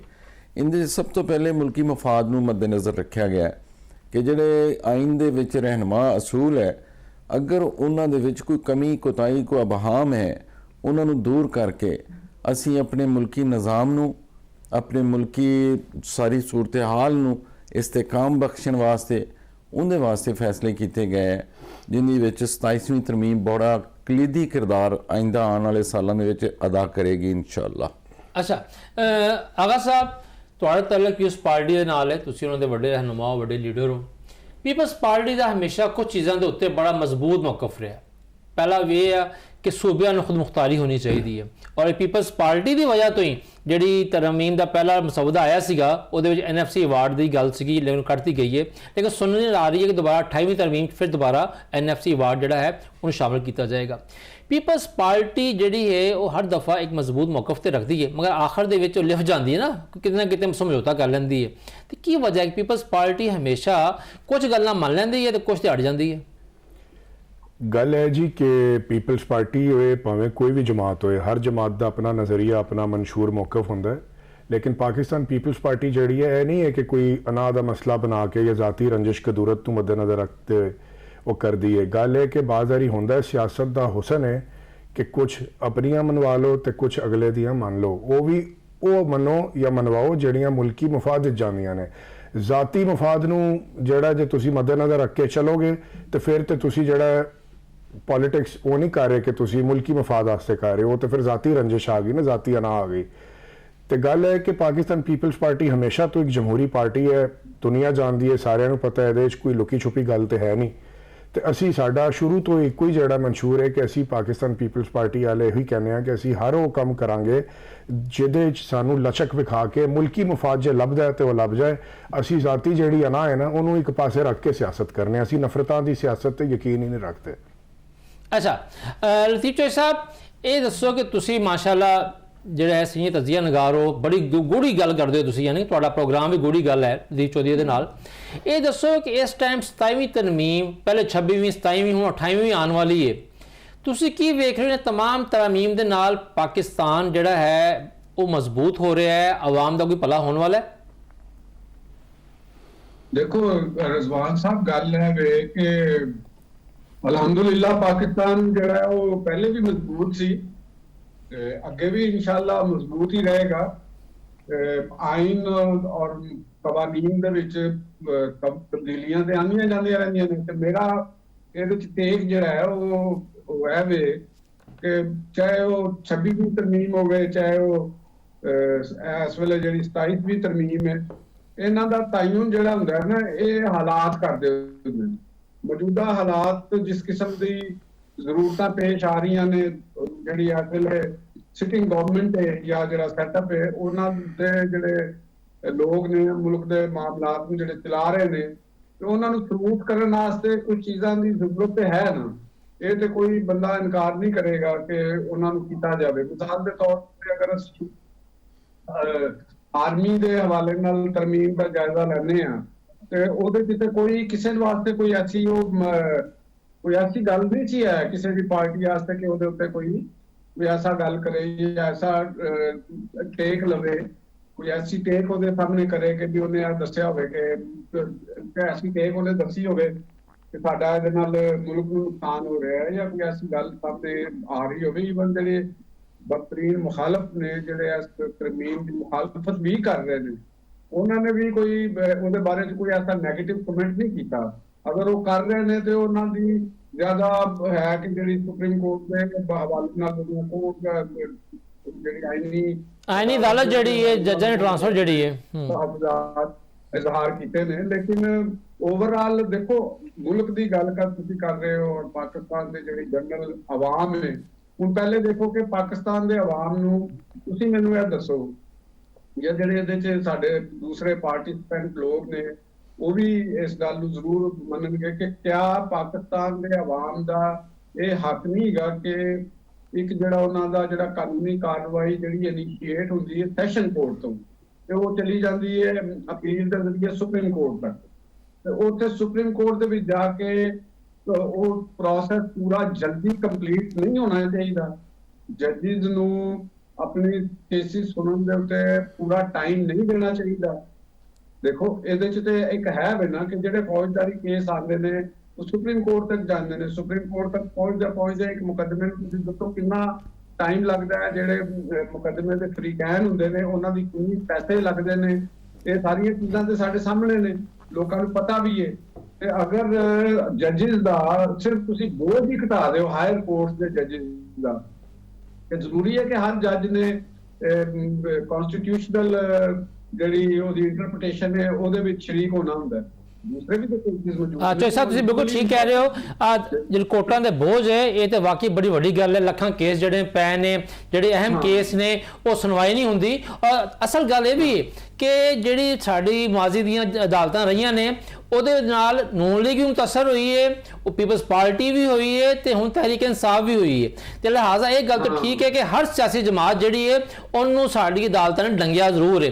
ਤੇ ਚੋਈ ਜਵੇਦ ਸਾਹਿਬ ਇਹ ਦੱਸੋ ਕਿ ਜਿਹੜੀ ਤੁਹਾਡੀ ਹਕੂਮਤ ਨੇ ਆਈਨੀ ਤਰਮੀਮ ਪੇਸ਼ ਕੀਤੀ, ਇਹਦੇ ਵਿੱਚ ਇੱਕ ਆਈਨੀ ਅਦਾਲਤ ਦਾ, ਜੱਜਾਂ ਦੀ ਟ੍ਰਾਂਸਫਰ ਦਾ ਇੱਕ ਬੜਾ ਵੱਡਾ ਯਾਨੀ ਕਿ ਅਦਾਲਤੀ ਪੈਕੇਜ ਕਹਿ ਲਓ ਸ਼ਾਮਲ ਹੈ। ਤੇ ਇਹਦੇ ਨਾਲ ਜਿਹੜਾ ਹੈ ਕਿ ਤੁਸੀਂ ਸਮਝਦੇ ਹੋ ਕਿ ਜਿਹੜਾ ਪਾਕਿਸਤਾਨ ਦੇ ਅਦਾਲਤੀ ਨਿਜ਼ਾਮ ਦੇ ਉੱਤੇ ਜਿਹੜੀ ਹੈ ਉਹ ਤਨਕੀਦ ਕੀਤੀ ਜਾਂਦੀ ਹੈ ਕਿ ਆਮ ਆਦਮੀ ਨੂੰ, ਗਰੀਬ ਨੂੰ ਇਨਸਾਫ ਨਹੀਂ ਮਿਲਦਾ, ਕਿਆ ਉਹਨੂੰ ਇਨਸਾਫ ਮਿਲਣਾ ਸ਼ੁਰੂ ਹੋ ਜਾਏਗਾ? ਇਨਸ਼ਾਅੱਲਾ। ਸਾਨੂੰ ਇੱਕ ਤੇ ਪਹਿਲੀ ਗੱਲ ਹੈ ਜੀ ਲਦੀ ਚੋਈ ਸਾਹਿਬ, ਮੈਂ ਚੌਧਰੀ ਜਵੇਦ ਸਾਹਿਬ ਨੂੰ ਸਵਾਲ ਕੀਤਾ। ਹਾਂਜੀ ਚੋਈ ਸਾਹਿਬ, ਮੈਂ ਸਭ ਤੋਂ ਤੁਹਾਡੀ ਗੱਲ ਨੂੰ ਵੀ ਅੱਗੇ ਵਧਾਉਂਦੇ ਹੋਏ ਔਰ ਚੋਈ ਸਾਹਿਬ ਦੀ ਵੀ ਗੱਲ ਨੂੰ ਅੱਗੇ ਵਧਾਉਂਦੇ ਹੋਏ ਮੈਂ ਗੁਜ਼ਾਰਿਸ਼ ਕਰਾਂਗਾ ਕਿ ਇਹਦੇ ਨਾਲ ਆਵਾਮ ਨੂੰ ਬਹੁਤ ਬੜਾ ਰਿਲੀਫ ਮਿਲੇਗਾ, ਜਿਨ੍ਹਾਂ ਦੀ ਹੱਕ ਰਸੀ ਹੋ ਸਕੇਗੀ, ਜਾਂ ਜਿਹੜੇ ਬੇਗੁਨਾਹ ਜੇਲ੍ਹਾਂ 'ਚ ਸੜ ਰਹੇ ਹੈ, ਜਾਂ ਜਿਨ੍ਹਾਂ ਦਾ ਕੋਈ ਹੋਰ ਨੁਕਸਾਨ ਹੋ ਰਿਹਾ, ਉਹ ਜਲਦੀ ਫੈਸਲਿਆਂ ਨਾਲ ਉਹਨੂੰ ਇਨਸਾਫ ਮਿਲੇਗਾ। ਲੇਕਿਨ ਸਾਥ ਹੀ ਸਾਥ ਮੈਂ ਤੁਹਾਡੀ ਗੱਲ ਨੂੰ ਅੱਗੇ ਵਧਾਉਂਦੇ ਹੋਏ ਮੈਂ ਇਹ 2-3 ਗੁਜ਼ਾਰਿਸ਼ਾਂ ਕਰਾਂਗਾ ਇਸ ਪਹਿਲੂ ਨਾਲ। 87ਵੀਂ ਤਰਮੀਮ ਸਾਡੇ ਮੁਲਕ 'ਚ ਇਸਤਕਾਮ ਲੈ ਕੇ ਆਏਗੀ। ਜਿਹੜੀ ਗੈਰ ਯਕੀਨੀ ਦੀ ਕੈਫੀਅਤ ਹੈ, ਇਹ ਸਰਮਾਇਆਦਾਰੀ ਨੂੰ, ਸਰਮਾਇਆਕਾਰੀ ਨੂੰ ਰੋਕਦੀ ਹੈ, ਜਿਸ ਦੀ ਵਜ੍ਹਾ ਤੋਂ ਸਾਡੇ ਜੌਬਸ ਨਹੀਂ ਪੈਦਾ ਹੁੰਦੇ, ਜਿਸ ਦੀ ਵਜ੍ਹਾ ਤੋਂ ਮੁਲਕ ਤਰੱਕੀ ਨਹੀਂ ਕਰਦਾ ਔਰ ਮੁਲਕ ਗੁਰਬਤ ਦਾ ਸ਼ਿਕਾਰ ਹੋ ਕੇ ਜਹਾਲਤ ਦਾ ਸ਼ਿਕਾਰ ਹੋ ਜਾਂਦਾ। ਮੈਂ ਸਮਝਦਾ ਜਦੋਂ ਇੱਥੇ ਇਸਤਕਾਮ ਹੋਏਗਾ, ਸਿਆਸੀ ਇਸਤਕਾਮ ਹੋਵੇ, ਮੁਆਸ਼ੀ ਇਸਤਕਾਮ ਹੋਵੇ, ਔਰ ਸਾਡੀ ਪਾਲਿਸੀਜ਼ ਦਾ ਸਾਰੇ ਸਰਮਾਇਆਦਾਰਾਂ ਨੂੰ, ਸਰਮਾਇਆਕਾਰਾਂ ਨੂੰ ਯਕੀਨ ਹੋਏ, ਤਾਂ ਉਸ ਮੁਲਕ 'ਚ ਇਨਵੈਸਟਮੈਂਟ ਸ਼ੁਰੂ ਹੋ ਜਾਂਦੀ, ਜਿਹਦੇ ਨਾਲ ਰੋਜ਼ਗਾਰ ਪੈਦਾ ਹੁੰਦਾ। ਇਸ ਤਰਮੀਮ ਤੋਂ ਬਾਅਦ ਇਨਸ਼ਾਅੱਲਾ ਇਹ ਇਸਤਕਾਮ ਆਏਗਾ। ਦੂਸਰੀ ਚੀਜ਼ ਮੈਂ ਗੁਜ਼ਾਰਿਸ਼ ਕਰਾਂਗਾ ਕਿ ਦੁਨੀਆ ਦੇ ਵਿੱਚ ਟੈਕਨੋਲੋਜੀ ਨੇ ਜਿਤਨੀ ਤਰੱਕੀ ਕੀਤੀ ਹੈ ਔਰ ਜਿਤਨੇ ਮਸਾਇਲ ਵੀ ਬੜੇ ਹੈ, ਵਸਾਇਲ ਵੀ ਬੜੇ ਹੈ, ਲੇਕਿਨ ਕੁਝ ਇਸ਼ੂਜ਼ ਪੈਦਾ ਹੋਏ ਹੈ ਜਿਹੜੀਆਂ ਸਾਡੀਆਂ ਅਦਾਲਤਾਂ ਦੇ ਵਿੱਚ, ਜਿਸ ਤਰ੍ਹਾਂ ਕਿ ਪਿਛਲੇ ਦਿਨਾਂ 'ਚ ਪਤਾ ਲੱਗਿਆ ਸੀ ਕਿ ਸ਼ਾਇਦ ਹਜ਼ਾਰਾਂ ਅਰਬ ਰੁਪਏ ਦੇ ਮਾਮਲਾਤ ਜਿਹੜੇ ਹੈ ਉਸ ਕੋਰਟਸ ਦੇ ਵਿੱਚ ਪੈਂਡਿੰਗ ਪਏ ਹੈ, ਜਿਹੜੇ ਗਵਰਨਮੈਂਟ ਨੂੰ ਰੈਵਨਿਊ ਮਿਲ ਜਾਣੇ ਚਾਹੀਦੇ ਆ, ਲੇਕਿਨ ਉਹ ਸਟੇਆਂ ਤੇ ਪਏ ਹੈ। ਟੈਕਸ ਕੇਸਿਸ ਜਿਹੜੇ ਟੈਕਸ ਕੇਸਿਸ ਹੈ। ਮੈਂ ਤਾਂ ਚਾਹਾਂਗਾ ਕਿ ਆਈਨੀ ਅਦਾਲਤ ਦੀ ਤਰ੍ਹਾਂ, ਸੁਪਰੀਮ ਕੋਰਟ ਦੀ ਤਰ੍ਹਾਂ ਇੱਕ ਰੈਵਨਿਊ ਦੀ ਜਾਂ ਇਹਨਾਂ ਮਾਮਲਾਤ ਨੂੰ, ਬੈਂਕਿੰਗ ਸੈਕਟਰ ਨੂੰ ਜਾਂ ਇਹਨਾਂ ਚੀਜ਼ਾਂ ਨੂੰ ਦੇਖਣ ਵਾਸਤੇ ਇੱਕ ਸੁਪਰੀਮ ਕੋਰਟ ਦੇ ਵਿੱਚ ਸਪੈਸ਼ਲ ਅਦਾਲਤ ਉਹ ਵੀ ਬਣਾਈ ਜਾਏ, ਤਾਂ ਕਿ ਸਾਡੇ ਮੁਲਕ ਦੇ ਜਿਹੜੇ ਅਸਲ ਵਸਾਇਲ ਹੈ ਉਹ ਆਵਾਮ ਦੇ ਹੈ, ਔਰ ਉਹਨਾਂ ਵਸਾਇਲ ਨੂੰ ਅਗਰ ਕੋਈ ਰੋਕ ਲੈਂਦਾ ਹੈ ਸਟੇ ਲੈ ਕੇ ਜਾਂ ਕਿਸੇ ਹੋਰ ਵਜ੍ਹਾ ਤੋਂ, ਔਰ ਉੱਥੇ ਕਈ ਸਾਲ ਫੈਸਲੇ ਨਹੀਂ ਹੁੰਦੇ, ਔਰ ਉਸ ਵਕਤ ਤੋਂ ਬਾਅਦ ਉਸ ਪੈਸੇ ਦੀ ਕੀਮਤ ਵੀ ਘਟ ਜਾਂਦੀ ਹੈ, ਜਿਹਦੇ ਨਾਲ ਸਾਡੇ ਮੁਲਕ ਦਾ ਵੀ ਨੁਕਸਾਨ ਹੈ, ਸਾਡੇ ਆਵਾਮ ਦਾ ਵੀ ਨੁਕਸਾਨ ਹੈ। ਔਰ ਚੌਥਾ ਪਹਿਲੂ ਇਹ ਮੈਂ ਦੱਸਾਂਗਾ, ਗੁਜ਼ਾਰਿਸ਼ ਕਰਾਂਗਾ ਕਿ ਜਦੋਂ ਤੱਕ ਸਾਰੀਆਂ ਸਿਆਸੀ ਜਮਾਤਾਂ ਔਰ ਸਾਡੀ ਸਿਆਸੀ ਕਿਆਦਤਾਂ ਨੇ, ਅਕਸਰੀਅਤ ਨੇ ਇਹ ਫੈਸਲਾ ਕਰ ਲਿਆ, ਆਈਨੀ ਮਾਹਿਰੀਨ ਨੇ ਕਰ ਲਿਆ, ਸਾਡੀ ਬਾਰ ਕੌਂਸਲਸ ਨੇ ਕਰ ਲਿਆ, ਤੇ ਸਾਨੂੰ ਇਸ ਤੇ ਯਕੀਨ ਰੱਖਣਾ ਚਾਹੀਦਾ ਕਿ ਸਾਡੇ ਮੁਲਕ ਦੇ ਮਫਾਦ 'ਚ ਹੈ ਔਰ ਇਨਸ਼ਾਅੱਲਾ ਮੁਲਕ ਤਰੱਕੀ ਕਰੇਗਾ। ਸਹੀ। ਆਗਾ ਸਾਹਿਬ, ਜਿਹੜਾ ਹੁਣ ਤਰਮੀਮ ਦੇ ਵਿੱਚ ਅਦਾਲਤੀ ਨਿਜ਼ਾਮ 'ਚ ਬਿਹਤਰੀ ਲਿਆਉਣ ਵਾਸਤੇ ਤਰਮੀਮਾਂ ਸ਼ਾਮਲ ਕੀਤੀਆਂ ਗਈਆਂ ਨੇ, ਸ਼ਿਕਾਂ ਸ਼ਾਮਲ ਕੀਤੀਆਂ ਗਈਆਂ ਨੇ, ਪੀਪਲਸ ਪਾਰਟੀ ਦਾ ਮੌਕਫ ਸਾਹਮਣੇ ਆਉਂਦਾ ਵੀ ਰਿਹਾ ਹੈ। ਲੇਕਿਨ ਤੁਸੀਂ ਪੰਜਾਬ ਦੀ ਪੀਪਲਸ ਪਾਰਟੀ ਦੇ ਹਵਾਲੇ ਨਾਲ ਕੀ ਸੋਚਦੇ ਹੋ ਕਿ ਜਿਹੜੀ ਤਰਮੀਮ ਪੇਸ਼ ਹੋਈ ਹੈ, ਇਹਦੇ 'ਚ ਜਿਹੜਾ ਅਦਾਲਤੀ ਪੈਕੇਜ ਆਇਆ ਹੈ, ਉਹਦੇ 'ਤੇ ਤੁਹਾਡਾ ਕੀ ਖਿਆਲ ਹੈ? ਸਰ ਗੱਲ ਹੈ ਕਿ ਮੇਰਾ ਤਾਂ ਯਕੀਨਨ ਉਹੀ ਖਿਆਲ ਹੈ ਜਿਹੜਾ ਮੇਰੀ ਪਾਰਟੀ ਦਾ ਮੌਕਫ ਹੈ, ਜਿਹੜਾ ਚੇਅਰਮੈਨ ਬਿਲਾਵਲ ਭੁੱਟੋ ਜ਼ਰਦਾਰੀ ਸਾਹਿਬ ਦਾ ਜਾਂ ਸਦਰ ਪਾਕਿਸਤਾਨ ਆਸਿਫ ਅਲੀ ਜ਼ਰਦਾਰੀ ਸਾਹਿਬ, ਕਿਉਂਕਿ ਪਾਰਟੀ ਦੇ ਸੀਨੀਅਰ ਕੋ ਚੇਅਰਮੈਨ ਨੇ, ਉਹਨਾਂ ਦਾ ਮੌਕਫ ਹੈ। ਗੱਲ ਹੈ ਕਿ ਭੁੱਟੋ ਸਾਹਿਬ ਦਾ ਵੀ ਵਿਜ਼ਨ ਇਹੋ ਹੀ ਸੀ, ਉਹ ਵੀ ਚਾਹੁੰਦੇ ਸਨ ਕਿ ਆਈਨੀ ਅਦਾਲਤਾਂ ਕਾਇਮ ਵਜੂਦ 'ਚ ਆਉਣ। ਬੀਬੀ ਸਾਹਿਬਾ ਮੁਹਤਰਮਾ ਉਹ ਵੀ ਚਾਹੁੰਦੇ ਸਨ ਕਿ ਆਈਨੀ ਅਦਾਲਤਾਂ ਨੂੰ ਜਿਹੜਾ ਹੈ ਉਹਨਾਂ ਨੂੰ ਮਰਜ਼ੇ ਵਜੂਦ ਵਿੱਚ ਲੈ ਕੇ ਆਇਆ ਜਾਏ। ਤੇ ਗੱਲ ਹੈ ਕਿ ਪਾਕਿਸਤਾਨ ਪੀਪਲਸ ਪਾਰਟੀ ਹਮੇਸ਼ਾ ਤੋਂ ਇਹ ਚਾਹੁੰਦੀ ਹੈ ਕਿ ਤੁਸੀਂ ਜੋ ਕੁਝ ਵੀ ਕਰੋ, ਜਿਹੜੇ तमाम ਕਾਨੂੰਨੀ ਜਮਹੂਰੀ ਤਕਾਜ਼ੇ ਨੇ ਉਹਨਾਂ ਨੂੰ ਪੂਰਾ ਕਰਕੇ ਸਾਰੇ ਕੰਮ ਫੇਰ ਕਰੋ। ਤੇ ਨਾਲੇ ਹੁਣ ਜਿਹੜੀਆਂ ਅਦਾਲਤਾਂ ਤੁਸੀਂ ਤਸ਼ਕੀਲ ਕਰਨੀਆਂ ਨੇ, ਉਹ ਕਨਸਟੀਟਿਊਸ਼ਨਲ ਕੋਰਟ ਜਿਹਨੂੰ ਆਈਨੀ ਅਦਾਲਤ ਅਸੀਂ ਕਹਿੰਦੇ ਪਏ ਹਾਂ, ਉਹਨੂੰ ਵੀ ਲੈ ਕੇ ਆਓ ਤੇ ਉਹਦੇ ਸਾਰੇ ਸੂਬਿਆਂ ਦੀ ਬਰਾਬਰ ਦੀ ਨੁਮਾਇੰਦਗੀ ਕਰੋ, ਤਾਂ ਕਿ ਕਿਸੇ ਵੀ ਸੂਬੇ ਦੀ ਹੱਕ ਤਲਫੀ ਨਾ ਹੋਏ, ਸੂਬਾਈ ਖੁਦ ਮੁਖਤਾਰੀ ਤੇ ਜਿਹੜੀ ਹੈ ਮਾਮੂਲੀ ਜਿਹੀ ਵੀ ਆਂਚ ਨਾ ਆਏ, ਤਾਂ ਕਿ ਸਾਰਿਆਂ ਦੀ ਮੁਕੰਮਲ ਭਰਪੂਰ ਬਰਾਬਰ ਨੁਮਾਇੰਦਗੀ ਹੋਏਗੀ। ਤੇ ਉਹਨਾਂ ਨੂੰ ਪਤਾ ਹੋਏਗਾ ਕਿ ਜੀ ਵੇਖੋ ਅਸੀਂ ਸੂਬਿਆਂ ਦੇ ਨਾਂ ਦੀ ਸਿਆਸਤ ਨਹੀਂ ਕਰਨੀ, ਕਿਉਂਕਿ ਇਹ ਜਿਹੜੀ ਅੱਗ ਲੱਗੀ ਹੋਈ ਹੈ ਪਾਕਿਸਤਾਨ ਦੇ ਮੁਖਤਲਿਫ ਇਲਾਕਿਆਂ 'ਚ, ਅਸੀਂ ਉਹਨੂੰ ਮਜ਼ੀਦ ਪੱਖਾ ਨਹੀਂ ਚੱਲ ਸਕਦੇ ਹਾਂ। ਅਸੀਂ ਉਹਨੂੰ ਅੱਗ ਨੂੰ ਦਬਨਾ ਬੁਝਾਉਣਾ ਹੈ, ਉਹਨੂੰ ਮਜ਼ੀਦ ਅੱਗੇ ਵਧਾਉਣਾ ਨਹੀਂ ਹੈ। ਤੇ ਗੱਲ ਹੈ ਕਿ ਇਹ ਜਿਹੜਾ ਮੌਕਫ ਹੈ ਚੇਅਰਮੈਨ ਬਿਲਾਵਲ ਭੁੱਟੋ ਜ਼ਰਦਾਰੀ ਸਾਹਿਬ ਦਾ, ਇਹ ਤੇ ਬੜਾ ਵਾਜ਼ਿਹ ਜਿਹਾ ਹੈ। ਤੇ ਅਸੀਂ ਚਾਹੁੰਦੇ ਇਹ ਹੋਈ ਹਾਂ ਕਿ ਪਾਕਿਸਤਾਨ ਪੀਪਲਸ ਪਾਰਟੀ ਬੜੀ ਦੇਰ ਦਾ ਇਹ ਵੀ ਚਾਹੁੰਦੀ ਸੀ ਕਿ ਕਨਸਟੀਟਿਊਸ਼ਨਲ ਕੋਰਟਸ ਬਣਾਓ, ਤਾਂ ਕਿ ਜਿਹੜਾ ਇੱਕ ਜਮਹੂਰੀਅਤ ਜੁਡੀਸ਼ੀਅਲ ਐਕਟਿਵਿਜ਼ਮ ਜਿਹਨੂੰ ਕਹੀਦਾ ਤੇ ਉਹ ਮੁਕੇ ਜਮਹੂਰੀ ਨਿਜ਼ਾਮ ਜਿਹੜਾ ਮਜ਼ੀਦ ਮਜ਼ਬੂਤ ਹੋਏ। ਕਿਉਂਕਿ ਤੁਸੀਂ ਵੇਖੋ ਅਸੀਂ ਸਫ਼ਰ ਵੀ ਕੀਤਾ ਹੋਇਆ ਨਾ, ਹੁਣ ਜੁਡੀਸ਼ੀਅਲ ਮਰਡਰ ਭੁੱਟੋ ਸਾਹਿਬ ਦਾ ਜਿਹੜਾ ਹੋਇਆ ਉਹ ਇੰਨੀ ਦਿਹਾਈਆਂ ਬਾਅਦ ਜਾ ਕੇ ਅੱਜ ਹੁਣ ਮੰਨਦੇ ਪਏ ਨੇ ਕਿ ਜੀ ਹੋ ਗਈ ਗਲਤੀ, ਤੇ ਬੰਦਾ ਤੇ ਟੁਰ ਗਿਆ ਨਾ। ਭੁੱਟੋ ਸਾਹਿਬ ਤੇ ਵਾਪਸ ਨਹੀਂ ਆਣਗੇ ਮੁੜ ਕੇ, ਉਹ ਤੇ ਦੁਨੀਆ ਤੋਂ ਰੁਖਸਤ ਹੋ ਗਏ। ਕਹਿਣ ਦਾ ਮਕਸਦ ਹੈ ਕਿ ਪੀਪਲਸ ਪਾਰਟੀ ਜਿਹੜੀ ਹੈ ਉਹ ਹਮੇਸ਼ਾ ਤੋਂ ਜਮਹੂਰੀ ਅਮਲ ਨੂੰ ਫਰੋਗ ਦਿੰਦੀ ਹੈ, ਸਪੋਰਟ ਕਰਦੀ ਹੈ, ਲੇਕਿਨ ਨਾਲ ਉਹ ਇਹ ਵੀ ਕਹਿੰਦੀ ਹੈ ਕਿ ਉਹਨੂੰ ਜਿਹੜੇ ਪੂਰਾ ਕਰਨ ਵਾਲੇ ਤਕਾਜ਼ੇ ਨੇ ਉਹ ਕਾਨੂੰਨੀ ਤੇ ਜਮਹੂਰੀ ਆਦਾਬ ਦੀ ਜਿਹੜੀ ਹੈ ਪੈਰਵੀ ਕਰਦੇ ਹੋਏ ਹੋਣ, ਉਹਦੇ ਉਹ ਜ਼ੁਮਰੇ 'ਚ ਰਹਿ ਕੇ ਉਹਨੇ ਨਾ ਹੋਏ ਕਿ ਆਪਣੀ ਮਰਜ਼ੀ ਕਰਕੇ ਹਰ ਕੋਈ ਨੂਰਾ ਕੁਸ਼ਤੀ ਕਰੇ। ਅੱਛਾ ਲਤੀਫ ਚੋਈ ਸਾਹਿਬ, ਜਿਸ ਤਰ੍ਹਾਂ ਕਿ ਸਾਡੇ ਜਿਹੜੇ ਮਹਿਮਾਨ ਨੇ ਬੈਠੇ ਹੋਏ ਉਹ ਗੱਲ ਕਰ ਰਹੇ ਨੇ ਵਿਹੜੇ 'ਚ ਬਹਿ ਕੇ ਕਿ ਅਦਾਲਤੀ ਨਿਜ਼ਾਮ ਦੇ ਉੱਤੇ ਹਰ ਸਿਆਸੀ ਜਮਾਤ ਨੂੰ ਇਤਰਾਜ਼ ਰਿਹਾ ਹੋਇਆ ਤੇ ਹਰ ਸਿਆਸੀ ਜਮਾਤ ਦੇ ਨਾਲ ਕੋਈ ਨਾ ਕੋਈ ਚੰਗਾ ਮੰਦਾ ਹੋਇਆ ਹੈ। ਤੁਸੀਂ ਇਹ ਦੱਸੋ ਕਿ ਪਿਛਲੀ ਗੱਲ ਕਰੀਏ ਮਾਜ਼ੀ ਦੀ, ਤੇ ਸਾਡੇ ਅਦਾਲਤੀ ਨਿਜ਼ਾਮ ਨੇ ਇਹ ਗੱਲ ਤਾਂ ਸੱਚੀ ਹੈ ਕਿ ਬਹੁਤ ਸਾਰੀ ਕਬਾਹਤਾਂ ਪੈਦਾ ਕੀਤੀਆਂ, ਬਹੁਤ ਸਾਰੀਆਂ ਖਰਾਬੀਆਂ ਪੈਦਾ ਕੀਤੀਆਂ ਨੇ? ਨਹੀਂ ਦੇਖੋ, ਗੱਲ ਅੱਗੇ ਜਿਹੜੀ ਮੈਂ ਪਹਿਲੇ ਗੱਲ ਕੀਤੀ ਹੈ ਔਰ ਉਹਦੇ ਵਿੱਚ ਇਹ ਗੱਲ ਹੈ ਵੇ ਕਿ ਅਦਾਲਤਾਂ ਦੇ ਵਿੱਚ ਔਰ ਸਿਰਫ ਅਸੀਂ ਜਾਂ ਜਿਹੜੇ ਸਾਡੇ ਪਾਰਟਿਸਿਪੈਂਟ ਨੇ ਇਹਨਾਂ ਨੇ ਹੀ ਕੋਈ ਗੱਲ ਨਹੀਂ ਕੀਤੀ, ਬਲਕਿ ਜਿਹੜੇ ਮੁਹਤਰਮ ਜੱਜੀ ਹਜ਼ਰਾਤ ਨੇ ਹਾਇਰ ਕੋਰਟਸ ਦੇ, ਉਹ ਆਪਣੇ ਦਿਮਾਗ ਦੇ ਅੰਦਰ ਕਈ ਦਫਾ ਜਿਹੜੀਆਂ ਖਾਮੀਆਂ ਨੇ ਉਹਨਾਂ ਦਾ ਇਜ਼ਹਾਰ ਕਰ ਚੁੱਕੇ ਨੇ। ਔਰ ਅਦਾਲਤੀ ਸਲਾਹਤ ਦੇ ਹਵਾਲੇ ਨਾਲ ਜਿਹੜੀ ਬਹਿਸ ਹੈ ਉਹ ਕੋਈ ਨਵੀਂ ਨਹੀਂ, ਉਹ ਪੁਰਾਣੀ ਚਲੀ ਆ ਰਹੀ ਹੈ। ਔਰ ਅਦਾਲਤਾਂ ਦੇ ਜ਼ਰੀਏ ਜੋ ਕੁਝ ਹੋਇਆ ਉਹ ਵੀ ਸਾਰਿਆਂ ਦੇ ਸਾਹਮਣੇ ਹੈ। ਲੇਕਿਨ ਅਸਲ ਸਵਾਲ ਤੁਸੀਂ ਗੱਲ ਕੀਤੀ ਸੀ ਕਿ ਆਮ ਆਦਮੀ ਦਾ ਕੰਸਰਨ ਉਹ ਇਹ ਨਹੀਂ ਹੈਗਾ ਕਿ ਕਿਸੇ ਵੱਡੇ ਬੰਦੇ ਨੂੰ ਕੀ ਉਹਦੇ ਨਾਲ ਹੋਇਆ, ਉਹ ਇੱਕ ਸੈਪਰੇਟ ਇਸ਼ੂ ਹੈ। ਜੋ ਵੀ ਹੋਇਆ ਦੇਖਣਾ ਹੈਗਾ ਕਿ ਇਸ ਮੁਲਕ ਦੇ ਜਿਹੜਾ ਆਮ ਫਾਇਲ ਹੈ, ਜਿਹੜਾ ਆਪਣੇ ਮੁਕੱਦਮਾ ਲੈ ਕੇ ਅਦਾਲਤ ਵਿੱਚ ਜਾਂਦਾ ਹੈ, ਉਹਦੇ ਨਾਲ ਕੀ ਹੁੰਦਾ ਹੈ, ਕੀ ਹੋ ਚੁੱਕਿਆ ਹੈ। ਇਸ ਮੁਲਕ ਦੇ ਅੰਦਰ ਬਹੁਤ ਸਾਰੇ ਐਸੇ ਕੇਸਿਸ ਤੁਹਾਡੇ ਕੋਲ ਸਾਹਮਣੇ ਨੇ। ਉਹ ਖਾਮੀਆਂ ਹੀ ਹੈ ਨਾ ਕਿ ਲੋਕ ਬਰਸਾਂ ਤੋਂ ਜੇਲ੍ਹਾਂ ਦੇ ਵਿੱਚ ਬੰਦ ਨੇ ਤੇ ਉਹਨਾਂ ਦੇ ਕੇਸ ਨਹੀਂ ਲੱਗੇ।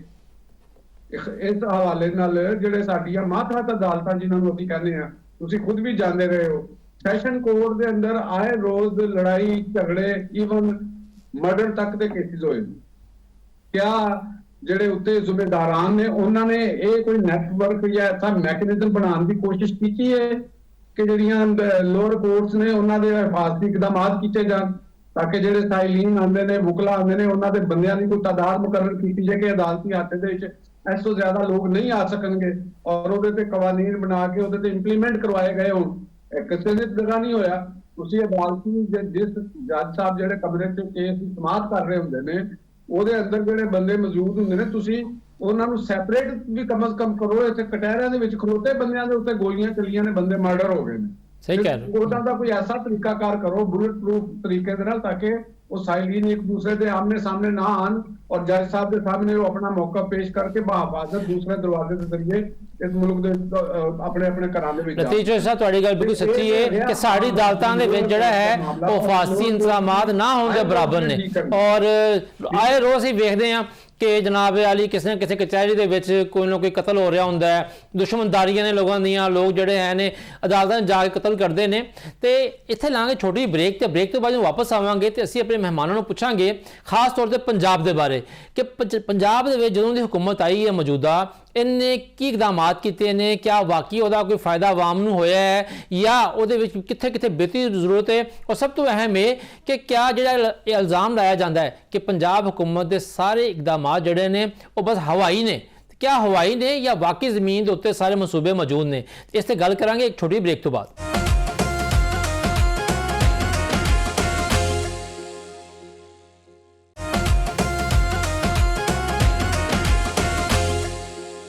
जी ब्रेक तो बाद एक दफ़ा फिर जी आया पंजाब जड़ा है 14 करोड़ लोगों का सूबा है और सब तो बड़ा सूबा है, इसी वास्ते बाकी 3 सूबे जोड़े हैं ने वो कई दफ़ा पंजाब के बारे कोई सख्त गल भी कर देंगे ने। पंजाब जी भी हुकूमत आती है, वैसे तो पिछले कई सालों के जोड़ा है नून की हुकूमत ही रही है, विचकार थोड़े अरसे वास्ते काफ लीग थोड़े अरसे वास्ते तहरीक इंसाफ आई, लेकिन हर हुकूमत दावा करती है कि पंजाब के लोगों वास्ते असी पता नहीं किहड़ियां दुध दियां शहद दियां नहरां जिहड़ियां ने वो बहातियां ने। लेकिन जो आम बंदे नूं पुछीए तो वह कहंदा भाजी मैं तो उत्थे बैठा होया वां। पंजाब दे विच लोगां दी मुश्किलात की ने, सियासी पार्टियां जिहड़ियां ने लोगों वास्ते की कर रही की सोच रही ने, और जिहड़े साडे जिहड़े गैर जानबदार हल्के ने जिस तरह कि साडे नाल लतीफ चौधरी साहब साडे सीनियर तजिया नगार ने, उन्होंने तल्लक किसी सियासी जमात नाल नहीं है, वो लोग की सोच रहे हैं ये बारे हम गल करते हैं अपने मेहमानों के नाल। तो सब तो पहले तो चौधरी साहब चौधरी जवेद साहब तुसीं दसो, क्योंकि तुसीं हुक्मरान जमात के MP हो, पंजाब असैंबली बैठे हुए हो, रोज़ आए रोज़ नवा मनसूबा नवीं गल, ये सिर्फ गली बाती है या वाकई तुहाडी हुकूमत जिहड़ी वो समझदी है कि कुछ मनसूबे हैं जिन्होंने वाकई लोगों को फायदा किया है? चौधरी साहब साडी हुकूमत इत्तेहादी हुकूमत है, उहदे च साडे नाल पीपल पार्टी भी शामिल है। असी पंजाब दा लीड जरूर कर रही है साडी मैडम मोहतरमा मरीम नवाज शरीफ साहिबा, लेकिन उन्हां दी कोई गल हवाई नहीं है। वो जिहड़ी गल कहंदे उहदे ते अमल दरामद करांदे। जिन्हें मैं मोटे मोटे अगर मनसूबे च मैं दसां तुहानूं, तुसी पीरा फौज देखी है जिहड़ी नाजायज़ कब्जे ख़त्म करा रही है, दूसरा ये इनक्रोचमेंट ख़त्म कराई है, तीसरा ये कि आवाम नूं उन्हां दी दहलीज़ दे उत्ते उन्हां दे घरां दे विच दवाइयां पहुंचाईयां है, महकमा सेहत नूं रीवैम्प कीता है, तुसी ये जिंदे नाल आम गरीब आदमी नूं दवाइयां मिलण लगियां, उहदे नाल नाल उन्हां ने होर बहुत सारे इनिशिएटिव लए हैं। जिहड़ा कि लेटेस्ट इनिशिएटिव जिहड़ा है वो पिंडां दे विच साडे मसले होंदे हैं कि जिहड़े वंडे नहीं बनते और कई कई साल केस चलते जिंदी वजह तो दुश्मनियां पैदा हो जांदियां या कोई नजायज़ कब्जे रह जाते। उन्होंने पल्स के नाम का उत्ते एक इनिशिएटिव लैके हर बंदे की दहलीज से हर पिंड दे विच जाके अनाउंसमेंट हो रही कि जिन्हों ने वंडे बनवाने वो आ जाए, ताकि उन्होंने मुख्तलिफ खेवटां दे विच अगर रकबे है उन्होंने इकट्ठा करके एक जगह पर कर दिता जाए और उन्होंने लिटिगेशन खत्म हो जाए। इस तरह जो सब तो ज़्यादा अपीलिंग है ना, मैं अपनी मोहतरमा मरीम नवाज शरीफ साहबा नूं खराज तहसीन पेश करदा और उन्होंने विजन उन्होंने स्किल डिवेलपमेंट रिलीजियस हारमनी इन्हां दो चीज़ों नूं बहुत प्रमोट किया। उन्होंने तीसरी चीज़ यूथ वास्ते की, उन्होंने साढ़े वर्गे पसमानदा, मेरा क्योंकि पाकपतन नाल तल्लक है, मेरे पाकपतन एक गरीब और पसमानदा इलाका ज़रूर है, लेकिन तुसीं यकीन नहीं करोगे कि मेरा कॉलेज ऑफ टेक्नोलॉजी वो काफ़ी देर का बनया खड़ा सी, तो सानू पहले साल दे विच उन्होंने इतना फंड दिता कि इंशाअल्लाह वो हुण मुकम्मल हो गया, लेकिन उनकी जी मशीनरी वास्ते भी 60 करोड़ रुपया देता है। ਤੁਹਾਡਾ ਪਾਕਪਤਨ ਜਿਹੜਾ ਹੈ ਉਹ हुकूमती वसाइल के हवाले नाल गरीब हो सकता है, लेकिन बाबा फरीद की नगरी इस वास्ते उधरों गरीब नहीं है। जी मैं अर्ज कर रहा कि साढ़े उस हवाले नाल रिलीजियसली और ज़ायरीन वास्ते भी आने वाले मेहमानों वास्ते भी उन्होंने सानू एक टूरिज़म नूं फरोग देने वास्ते भी, और साढ़े क्योंकि उत्थे बाबा गुरु नानक की भी धरती वो कहलांदी और उन्होंने आके चिला कट के अपने श्लोक दे विच जिहड़ा कलाम है उन्होंने ग्रंथ साहब दे विच वो भी हज़रत बाबा फरीद गंज शकर रहमतुल्लाह अलैह दा, और साढ़े बाबा वारिस शाह का उत्थे हुजरा मौजूद है जिथे बैठ के उन्होंने हीर की किताब लिखी सी मलका हंस। उत्थे एक प्रणामी मंदिर है जिहड़ा बड़ा पुराना हिंदुओं का मंदिर है जिसकी रेनोवेशन शुरू हो गई। 62.5 करोड़ रुपया सानू इन्हां चीज़ां मनसूबियां वास्ते दिता है। ਤਾਂ ਕਿ ਸਾਡਾ ਗਰੀਬ ਪਸਮੰਦਾ ਨਾ ਰਵੇ, ਬਲਕਿ ਉਹ ਇੱਕ ਰਿਲੀਜੀਅਸ ਟੂਰਿਜ਼ਮ ਡੈਸਟੀਨੇਸ਼ਨ ਬਣ ਜਾਏ। ਉਸ ਤੋਂ ਇਲਾਵਾ ਵੀ ਬਹੁਤ ਸਾਰੇ ਤਰੱਕੀਆਤੀ ਕੰਮ ਹੈ ਜਿਹੜੇ ਕਿ ਨਾ ਸਿਰਫ ਸਾਡੇ ਪਾਕਪਤਨ ਬਲਕਿ ਪੂਰੇ ਪੰਜਾਬ 'ਚ ਹੋ ਰਹੇ। ਔਰ ਹੁਣ ਜ਼ਮੀਨਾਂ ਦੇ ਉੱਤੇ ਜਿਹੜੇ ਨਜਾਇਜ਼ ਕਬਜ਼ੇ ਸਨ ਉਹ ਪਤਾ ਨਹੀਂ ਕਿੰਨੇ ਹਜ਼ਾਰ ਅਰਬ ਰੁਪਏ ਦੀ ਜ਼ਮੀਨਾਂ ਰਿਕਵਰ ਕਰ ਚੁੱਕੇ ਜਿਹੜੇ ਨਜਾਇਜ਼ ਕਬਜ਼ਾ ਕੋਲ। ਤੁਸੀਂ ਚੌਧਰੀ ਸਾਹਿਬ ਗੱਲ ਕੀਤੀ ਪੀਰਾ ਫੋਰਸ ਦੀ, ਬਿਲਕੁਲ ਪੀਰਾ ਫੋਰਸ ਨਵੀਂ ਨਹੀਂ ਬਣੀ ਸੀ ਨਾ, ਤੇ ਹਰ ਬੰਦਾ ਕਹਿੰਦਾ ਸੀਗਾ ਕਿ ਯਾਰ ਵਾਕਈ ਕੁਝ ਹੋਏਗਾ, ਲੇਕਿਨ ਬਹੁਤ ਸੇ ਕੰਮ ਵੀ ਕੀਤੇ ਨੇ ਪੀਰਾਂ ਨੇ, ਖਾਸ ਤੌਰ ਤੇ ਨਜਾਇਜ਼ ਜਾਇਦਾਦ ਦੇ ਬਾਰੇ, ਲੇਕਿਨ ਹਜੇ ਲੋਕਾਂ ਦੀ ਸ਼ਿਕਾਇਤ ਵੀ ਆਉਣਾ ਸ਼ੁਰੂ ਹੋ ਗਈਆਂ। ਅੱਛਾ ਆਗਾ ਸਾਹਿਬ, ਮੈਂ ਮਾਫੀ ਚਾਹਾਂਗਾ ਇੰਟਰਪਸ਼ਨ ਦੀ। ਤੁਸੀਂ ਇੱਕ ਬਹੁਤ ਬੜਾ ਇਨੀਸ਼ੀਏਟਿਵ ਹੈ ਜਿਹੜਾ ਇਲੈਕਟ੍ਰਿਕ ਬੱਸਾਂ ਦਾ ਹੈ, ਜਿਹੜਾ এনवायरमेंट्स ਨੂੰ ਨਾ ਸਿਰਫ ਬਿਹਤਰ ਕਰ ਰਿਹਾ ਹੈ ਬਲਕਿ ਗਰੀਬ ਔਰ ਖਾਸ ਤੌਰ ਤੇ ਖਵਾਤੀਨ ਔਰ ਬੱਚਿਆਂ ਵਾਸਤੇ, ਸਟੂਡੈਂਟਸ ਵਾਸਤੇ ਬਿਲਕੁਲ ਫ੍ਰੀ ਹੋਣ ਦੀ ਵਜ੍ਹਾ ਤੋਂ ਉਹਨਾਂ ਨੇ ਸਿਰਫ ਲਾਹੌਰ ਵਾਸਤੇ ਨਹੀਂ ਰੱਖੀਆਂ ਜਾਂ ਵੱਡੇ ਸ਼ਹਿਰਾਂ ਵਾਸਤੇ ਨਹੀਂ ਰੱਖੀਆਂ, ਉਹਨਾਂ ਨੇ ਪਸਮਾਨਦਾ ਇਲਾਕੇ, ਪਸਮਾਨਦਾ ਜ਼ਿਲ੍ਹਾ ਵਾਸਤੇ ਵੀ ਉੱਥੇ ਵੀ ਬੱਸਾਂ ਚਲਾਈਆਂ, ਸਹੀ, ਜਿਹਦੇ ਤੋਂ ਲੋਕ ਬਹੁਤ ਜ਼ਿਆਦਾ ਮੁਸਤਫੀਦ ਹੋ ਰਹੇ। ਇਲੈਕਟ੍ਰਿਕ ਬੱਸਾਂ ਜਿਹੜੀਆਂ ਨੇ ਉਹਦੇ ਹੋਰ ਵੀ ਆਉਣੀਆਂ ਚਾਹੀਦੀਆਂ ਨੇ, ਕਿਉਂਕਿ ਜੋ ਹਾਲਾਤ ਸਾਡੇ ਸਮੋਗ ਦੇ ਹੁਣ ਬਣੇ ਹੋਏ ਨੇ ਕਿ ਬਾਹਰ ਸਾਹ ਲੈਣਾ ਜਿਹੜਾ ਔਖਾ ਹੋਇਆ ਹੋਇਆ। ਆਗਾ ਸਾਹਿਬ ਜੋ ਸਾਹਿਬ ਨੇ ਗੱਲ ਕੀਤੀ ਹੈ ਕਿ ਪੰਜਾਬ ਇਤਿਹਾਦੀ ਹੁਕੂਮਤ ਹੈ, ਮੇਰਾ ਖਿਆਲ ਹੈ ਕਿ ਇਹ ਲਫ਼ਜ਼ ਇਤਿਹਾਦੀ ਜਿਹੜਾ ਨਾ ਉਹ ਥੋੜਾ ਜਿਹਾ ਸੂਟ ਨਹੀਂ ਕਰਦਾ, ਕਿਉਂਕਿ ਅੱਜ ਤੱਕ ਪੀਪਲਸ ਪਾਰਟੀ ਦਾ ਗਿਲਾ ਜਿਹੜਾ ਨਾ ਪਾਵਰ ਸ਼ੇਅਰਿੰਗ ਦਾ ਪੰਜਾਬ ਦੇ ਵਿੱਚ ਜੋ ਉਹਦੀ ਹੁਕੂਮਤ ਬਣੀ ਉਹ ਦੂਰ ਨਹੀਂ ਹੋਇਆ। ਤੇ ਤੁਸੀਂ ਦੱਸੋ ਬਤੌਰ ਪੀਪਲਸ ਪਾਰਟੀ ਰਹਿਨੁਮਾ, ਕਿਆ ਪੰਜਾਬ ਹੁਕੂਮਤ ਨੇ ਤੁਹਾਨੂੰ ਲੋਕਾਂ ਨੂੰ ਜਗ੍ਹਾ ਦਿੱਤੀ ਹੈ ਕਿ ਹੁਕੂਮਤ ਦੇ ਕੰਮਾਂ ਦੇ ਵਿੱਚ ਕੋਈ ਤਰੱਕੀਆਤੀ ਫੰਡ ਮਿਲਿਆ ਹੈ ਜਾਂ ਸਿਰਫ ਗੱਲੀ ਬਾਤੀ ਹੈ? ਸਰ ਮੈਂ ਕਹਾਂਗਾ ਕਿ ਚੋਈ ਸਾਹਿਬ ਜਿਹੜੇ ਨੇ ਨਾ ਸਾਡੇ ਵੱਡੇ ਭਾਈ ਨੇ ਤੇ ਸਾਡੇ ਵਾਸਤੇ ਬਹੁਤ ਹੀ ਕਾਬਲੇ ਇਤਰਾਮ ਨੇ। He is a thorough gentleman. ਲੇਕਿਨ ਗੱਲ ਹੈ ਕਿ ਇਹਨਾਂ ਨੇ ਜਿਹੜੀ ਗੱਲ ਕੀਤੀ ਹੈ ਨਾ, ਮੈਨੂੰ ਜ਼ਿਆਦਾ ਲੱਗਦਾ ਹੈ ਕਿ ਉਹ ਇਹਨਾਂ ਦੀ ਨੇਕ ਖਵਾਇਸ਼ਾਤ ਤੇ ਮਬਨੀ ਹੈ, ਹਕੀਕਤ ਦੇ ਬਰਅਕਸ ਹੈ। ਹਕੀਕਤ ਇਹ ਨਹੀਂ ਹੈ, ਲੇਕਿਨ ਇਹ ਚੌਧਰੀ ਸਾਹਿਬ ਦੀ ਨੇਕ ਤਮੰਨਾ ਤੇ ਨੇਕ ਖਵਾਇਸ਼ ਲੱਗਦੀ ਹੈ ਮੈਨੂੰ, ਕਿਉਂਕਿ ਪੀਪਲਸ ਪਾਰਟੀ ਪਾਵਰ ਸ਼ੇਅਰਿੰਗ ਫਾਰਮੂਲੇ 'ਚ ਕਿਸੇ ਕਿਸਮ ਦੀ ਵੀ ਉਹਦੀ ਫਰੀਕ ਨਹੀਂ ਹੈ, ਉਹਦੇ 'ਚ ਕੋਈ ਸ਼ਿਰਕਤ ਨਹੀਂ ਹੈ। ਪਾਵਰ ਸ਼ੇਅਰਿੰਗ ਜਿਹੜੀ ਹੈ ਹੀ ਨਹੀਂ ਇੱਧਰ।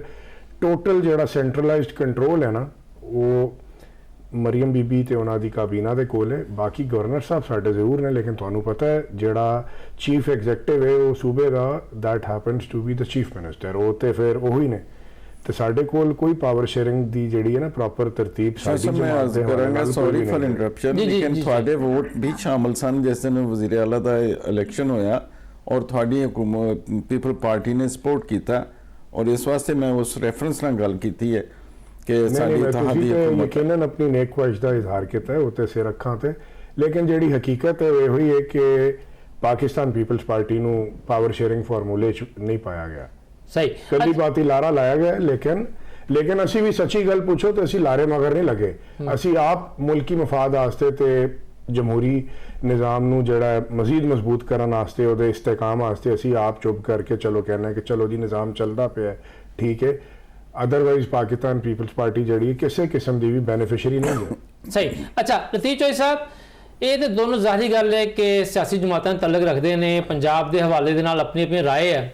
ਤੁਸੀਂ ਬਹੁਤ ਸਾਰੇ ਲੋਕਾਂ ਨੂੰ ਮਿਲਦੇ ਹੋ, ਹਰ ਤਰ੍ਹਾਂ ਦੇ ਸ਼ੋਬੇ ਦੇ ਲੋਕਾਂ ਨੂੰ ਮਿਲਦੇ ਹੋ।